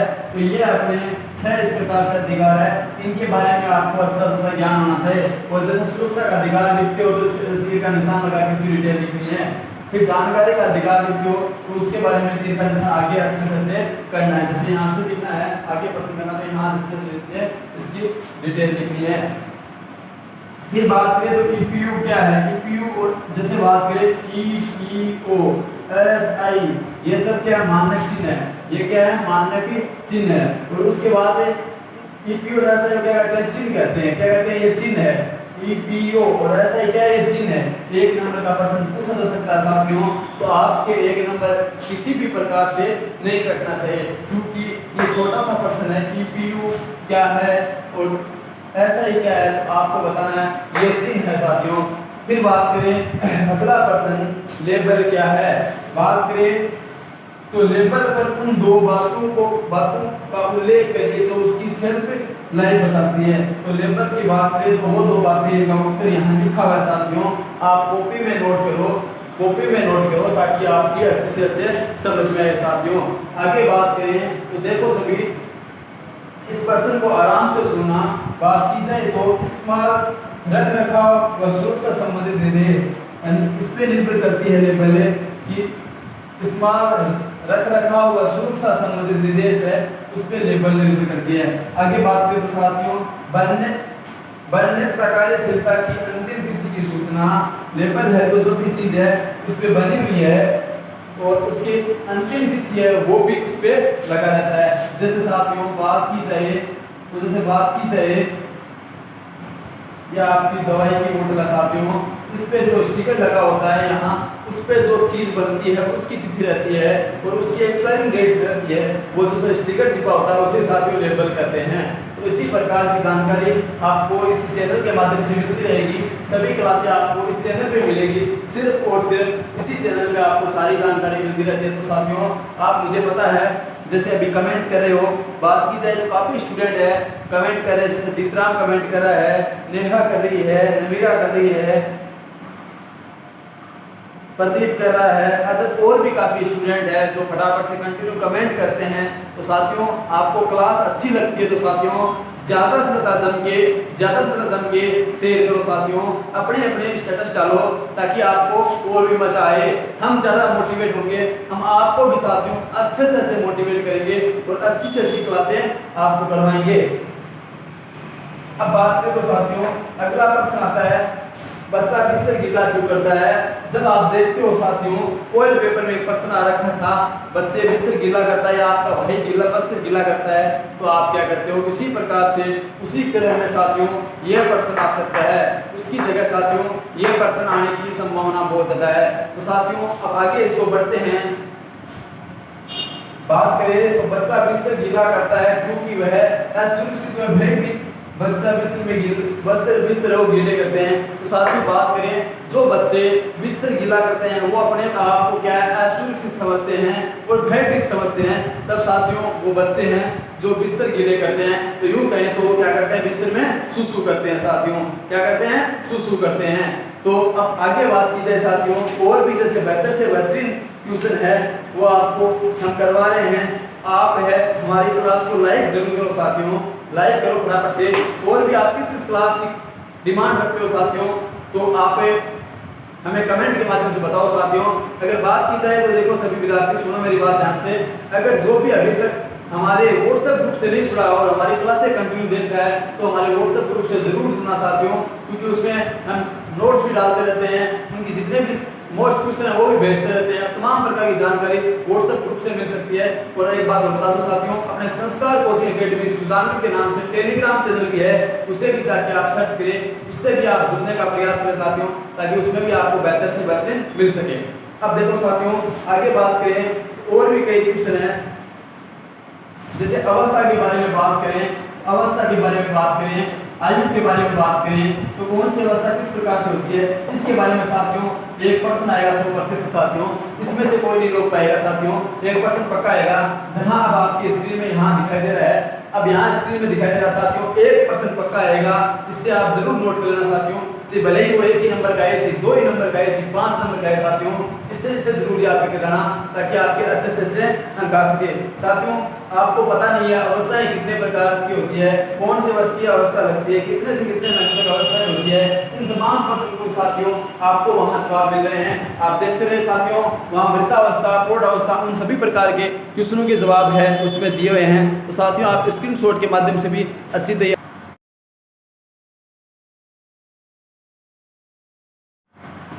तो देखो साथियों अब आपके सामने अलग अलग प्रकार के प्रश्न है जो हम कंटिन्यू कराने का प्रयास कर रहे हैं और करा भी रहे हैं। तो साथियों बात की जाए तो प्रश्न आपके सामने ये है, बालक के 28 दांत कब होते हैं और वयस्क होने पर उसके कितने और दांत आते हैं, यानी बालक होता है जब उसके 28 दांत कब होते हैं और फिर वयस्क होने पर उसके और दांत कब आते हैं। तो बात करें तो मध्य बाल्यावस्था होती है, उस समय उसके 28 दांत होते हैं साथियों। कितने दांत होते हैं? 28। मध्य बाल्यावस्था में कितने दांत होते हैं? 28 होते हैं। फिर बात की जाए तो साथियों फिर वो वयस्क होने पर उसके कितने दांत होते हैं? तो साथियों बात की जाए वयस्क होता है तब उसके 32 दांत होते हैं साथियों। कितने दांत होते हैं? 32 दांत होते हैं। आपको क्लास किस प्रकार से लग रही है साथियों? फटाफट से बताते रहना। देखते हैं कौन कौन कमेंट कर रहा है। अमित कमेंट कर रहा है, अनिल कर रहा है, गुंजन कर रही है, वैष्णवी कर रही है। फटाफट से कमेंट कंटिन्यू करते रहो साथियों। मजा आना चाहिए क्लास में, दासू क्लास होनी चाहिए, क्योंकि आप लंबे अरसे से इंतजार कर रहे थे। जब कोरोना काल था तब आपने प्रमोट की मुहिम छेड़ी, प्रमोट के लिए आपने ज्ञापन वगैरह दिया। तब भी साथ में मैंने एक बात बोली थी कि आप मेरे साथ खड़े हो जाओ, मैं आपका पूरा सपोर्ट करूंगा, पूरा सहयोग करूंगा। अपन आंदोलन के लिए तैयार हैं और अपन ज्ञापन वगैरह भी देंगे, अपनी बात है सरकार तक पहुंचाएंगे। लेकिन उस समय भी आप लोग साथ नहीं आए थे। तब भी मैंने यही बोला था कि अगर एग्जाम भी करवाएंगे तो जल्दी करवा लेंगे, आप मेरे साथ हो जाओ। लेकिन आप उस समय साथ नहीं होने की वजह से आज आपको पेपर देना पड़ रहा है। और आज की इसी आपकी मुश्किल भरी परिस्थितियों में आपके कोई भी साथ नहीं है साथियों। मैंने तो आपसे कमिटमेंट कर दिया था, तब मैं आपके साथ होने था साथियों। मैं भी राजस्थान स्टेट ओपन बोर्ड के विद्यार्थियों को नहीं पढ़ाता हूँ, मेरी अजमेर बोर्ड की क्लासें रहती है साथियों। बात की जाए तो मेरी राजस्थान स्टेट ओपन बोर्ड की विद्यार्थी की ऑफलाइन क्लास रहती है, मेरा अजमेर बोर्ड की ऑनलाइन रहती है, ऑफलाइन दोनों रहती है।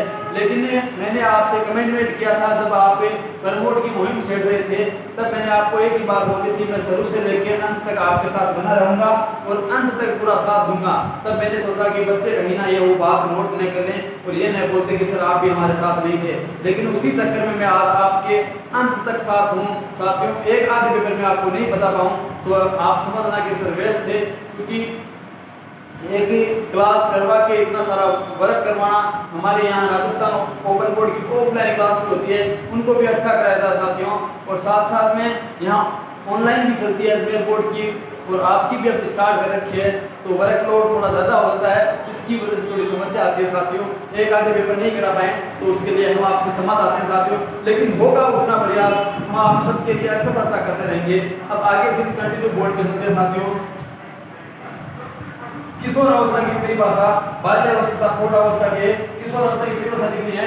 बाल्यावस्था तथा प्रौढ़ावस्था की प्रौढ़ावस्था के मध्य की अवस्था बचपन और वयस्क के मध्य होने वाली विकास की अवधि को क्या कहते हैं? किशोर अवस्था कहते हैं। साथियों एक बार फिर से सुनेंगे, बाल्यावस्था तथा प्रौढ़ावस्था, बाल्यावस्था तथा प्रौढ़ावस्था के मध्य की अवस्था को बचपन और वयस्क के मध्य होने वाले बचपन और वयस्क के मध्य होने वाली विकास की अवधि को क्या कहते हैं? किशोर अवस्था कहते हैं साथियों।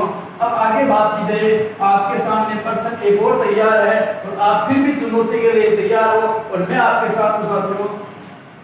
बात की जाए तो श्रवण शक्ति वाले बच्चों को श्रवण सहायक यंत्र लगाना चाहिए। जिस बच्चों को नहीं सुनाई देता उन्हें श्रवण सहायक यंत्र लगाने चाहिए, ताकि उनको क्या है सही से सुन सके।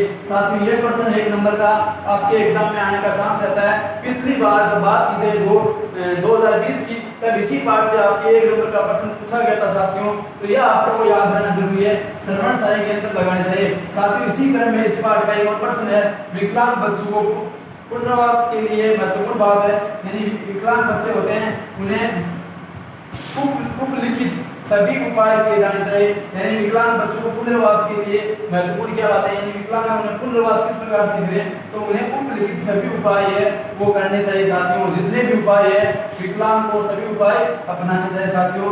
फिर बात करें मौखिक वर्णन करके, यानी जो सुन नहीं सकते, जो देख नहीं सकते, तो देख नहीं सकते, उन्हें किस प्रकार समझा जाए, उन्हें मौखिक वर्णन करके समझा जाए साथियों। जिसको आंखों से दिखाई नहीं देता उसे किस प्रकार के वर्णन से समझा सकते हैं, इसमें ऑप्शन है तो साथियों आप कर देना मौखिक वर्णन से, आपको 1 नंबर मिल जाएगा, 1 नंबर का प्रश्न रहेगा। तो इसी प्रकार से आप हमारे साथ जुड़े रहिए और कंटिन्यू क्लास देखते रहिए साथियों। आगे के क्रम में और भी अपन क्लासें करते रहेंगे साथियों, और आप हमारे साथ कंटिन्यू बने रहिए साथियों। वापस से कमेंट करें किस प्रकार से आपको क्लास लग रही है। देखते हैं आप किस प्रकार से जुड़े हुए हो और किस प्रकार से आप कार्य करते हो। और किस प्रकार से आप नोट करते हो। काफी स्टूडेंट ने कल मुझे कमेंट किया, मुझे बहुत अच्छा लग रहा था कि वो बोल रहे थे सर मैं साथ साथ में आपकी क्लास देख रहा हूँ, साथ साथ में नोट कर रहा हूँ। बहुत अच्छा था वो मेरा बब्बर शेर था, वो बब्बर शेर रिजल्ट है, वो बहुत अच्छा रिजल्ट निकालेगा। तो मुझे आशा है जब भी उसका रिजल्ट आएगा तब मैं उससे जरूर मिलूंगा। वो बब्बर शेर खतरनाक वाला शेर है, बहुत अच्छी तैयारी के साथ अखाड़े में उतरेगा, मुझे पूर्ण उस पर विश्वास है। देखो साथियों, अब आपको मैंने पेपर में सोल्व करवाया था, तो पेपर में उस अकॉर्डिंग मेरी टीम बोल रही है कि सर बच्चे हैं जो काफी फुल फॉर्म पूछ रहे हैं, एड्स की मैंने बताई थी, एचआईवी की मैंने बताई थी, तो वो फुल फॉर्म पूछ रहे हैं। तो साथियों आपके सामने ये फुल फॉर्म लिखी हुई है, ये है जो एक फुल फॉर्म आएगी उनमें से एक नंबर का पूछ जाएगा साथियों क्वेश्चन। तो सभी इसका स्क्रीनशॉट लेके अच्छी से तैयारी करें साथियों, और फटाफट से कमेंट और लाइक शेयर सब्सक्राइब करते रहे। और अगर बात करें तो आगे भी कुछ पर्सन है, तो वस्त्र की परिभाषा दीजिए, वस्त्र है उसकी अच्छी से अच्छी साथियों परिभाषा देनी है। वस्त्र के बारे में क्वेश्चन आएगा, अगर ये क्वेश्चन नहीं है तो आप मुझे बता देना कि सर आपने बताया था वस्त्र के बारे में कोई क्वेश्चन नहीं है, बहुत जबरदस्त क्वेश्चन आएगा और आपको करके आना है साथियों। आगे भी बात करें तो श्रुति शब्द को परिभाषा का अर्थ होता है, श्रुति शब्द क्या है उसकी परिभाषा और उसका अर्थ, दो तीन चीजें बतानी है साथियों, आपको अच्छे से करके आना है। ये पूरा पेपर है और भी कई ऐसी चीजें हैं तो साथियों आपको अच्छे से अच्छे करके आनी है। तो एक साथियों आपको प्रश्न बता दूं, रेशम और ऊनी वस्त्र ऊन व कैस्पिलन की वस्त्र और सफेद व रंगीन सूती वस्त्र, उनके बारे में बात की जाए तो साथियों यहाँ आपके सामने स्क्रीन चल रही है, उनमें से आप वो प्रश्न नोट कर लेना साथियों। बहुत बड़े प्रश्न है, उनमें 3-4 प्रकार के प्रश्न पूछे जाएंगे, आप अच्छे से अच्छे उन प्रश्नों को कर सकते हो। और अपने इस क्लास को किस प्रकार से लगती है क्लास, उसके बारे में मेरे को जरूर बताना। और अपने YouTube चैनल में इतिहास की सबसे पहली क्लास होनी चाहिए साथियों, ज्यादा से ज्यादा इसमें व्यूअर्स होना चाहिए, ज्यादा से ज्यादा कोचिंग टाइम्स होना चाहिए, काफी स्टूडेंट्स क्लास के साथ जुड़ने चाहिए। अब आगे की बात करें तो परिसिद्धा क्या है साथियों, इस पर्सन का एक बहुत अच्छा निचोड़ निकलेगा, परिसिद्धा क्या है यह पर्सन भी आपको साथियों करना है। फिर बात करें जैसे धब्बे हैं, धब्बे के बारे में सुबह की पेपर करवा रहे हैं, उसमें काफी विद्यार्थियों ने पूछा कि खून क्या है, खून का किसी भी कपड़े पे धब्बा लगता है तो वो किस प्रकार से है। तो साथियों बात करें खून अगर किसी भी कपड़े पे किसी भी चीज पे लगता है उसका धब्बा पर किस प्रकार से हटाएं, तो उसमें बात करें खून का धब्बा और नमक वाला पानी का प्रयोग करके अपन खून के धब्बे हैं वो हटा सकते हैं। अब आगे भी क्वेश्चन है साथियों, बॉल पेन का उसका धब्बा किस प्रकार हटाएं, मैथमेटिक स्प्रिंट का प्रयोग करके जो बॉल पेन है उसका धब्बा लगता है उसे अपने कपड़े से हटा सकते हैं साथियों। क्लास किस प्रकार से लग रही है, काफी विकास नाइक है, विवेक नाइक है, राजू राम है, काफी विद्यार्थी क्लास देख रहे हैं, उर्मिला है, रिया है, माया है, सरिता है, काफी देख रहे हैं, फटाफट से कमेंट करते रहे। और भी स्टूडेंट है जो कंटिन्यू क्लास को वॉचिंग कर रहे हैं और ज्यादा संख्या में सभी विद्यार्थियों के साथ शेयर करें भी सभी स्टूडेंट्स। फिर बात करें सफाई के लिए 5 विधियों के नाम बताओ, तो साथियों आपको 5 विधियों के नाम आने चाहिए और उसका वर्णन भी साथियों अच्छे से याद करना, एग्जाम में जरूर आएगा साथियों, एग्जाम में इस बार आने के पूरे चांसेस है। फिर आगे बात करें साथियों वार्षिक सफाई किसे कहते हैं, तो साथियों जो अपन वर्ष में एक बार करते हैं तो उसे अपन साथियों क्या बोलते हैं, वार्षिक सफाई बोलते हैं। ये भी क्वेश्चन टिप एंड टॉप का क्वेश्चन है साथियों, इसको अच्छे से करना, बड़ा क्वेश्चन है तो लिखाना अभी पॉसिबल नहीं रहेगा क्योंकि जब 3 घंटे का पेपर होता है मैं अभी आपको 1.5-2 घंटे के अंदर पूरा पेपर सॉल्यूशन करवा रहा हूँ और अच्छे से क्वेश्चन बता रहा हूँ, तो वो पॉसिबल नहीं होता साथियों, बहुत मेहनत लगती है इतना सब कुछ करने में, वीडियो आपके साथ दिखाने में और सारी चीजें इतना थोड़ा टाइम लगता है, लेकिन मैं आपको बता रहा हूँ, मुझे पता है आप सब समझदार हो, आप अच्छे से अच्छे इस क्लास को कर लोगे। तो साथियों वार्षिक सफाई के बारे में अपन ने पढ़ लिया, अपन ने आज की क्लास से बहुत सी चीजें नोट की।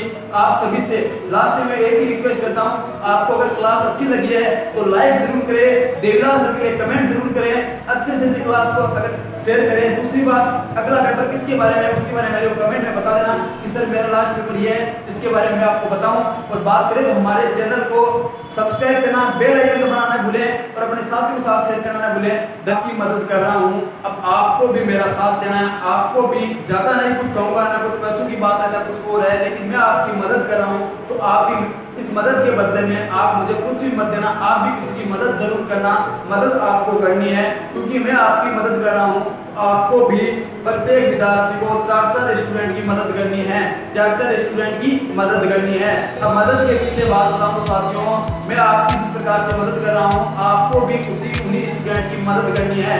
आप जिस दिन परीक्षा हॉल में बैठते हो तो सभी साथियों को बता देना, संस्कार coaching academy YouTube channel Sujangarh है साथियों। उन्हें फिर पुनः बताता हूँ साथियों, आप जिस दिन एग्जाम हॉल में बैठते हो अपने सभी साथी हैं उनको जरूर बताना कि संस्कार coaching academy YouTube channel Sujangarh है, उसको सब्सक्राइब करें, बेल आइकन दबाएं और फिक्स 8 बजे महामैराथन क्लास होगी, महामैराथन क्लास होगी। उसमें ज्यादा से ज्यादा स्टूडेंट को जोड़ने का प्रयास करना और उन सभी स्टूडेंट्स को बताना कि देवीलाल सर के साथ लाइव क्लास लेने में मजा ही कुछ और है और उन्हें जोड़ने का प्रयास करना। आपको कुछ नहीं करना साथियों, उनकी मदद करनी है, मदद के लिए बोल रहा हूँ, उसके अलावा आपको कुछ नहीं बोलना। आप मुझे पूर्ण विश्वास है कि आप इसके बदले 4 स्टूडेंट की मदद करोगे। जय हिंद साथियों, धन्यवाद साथियों।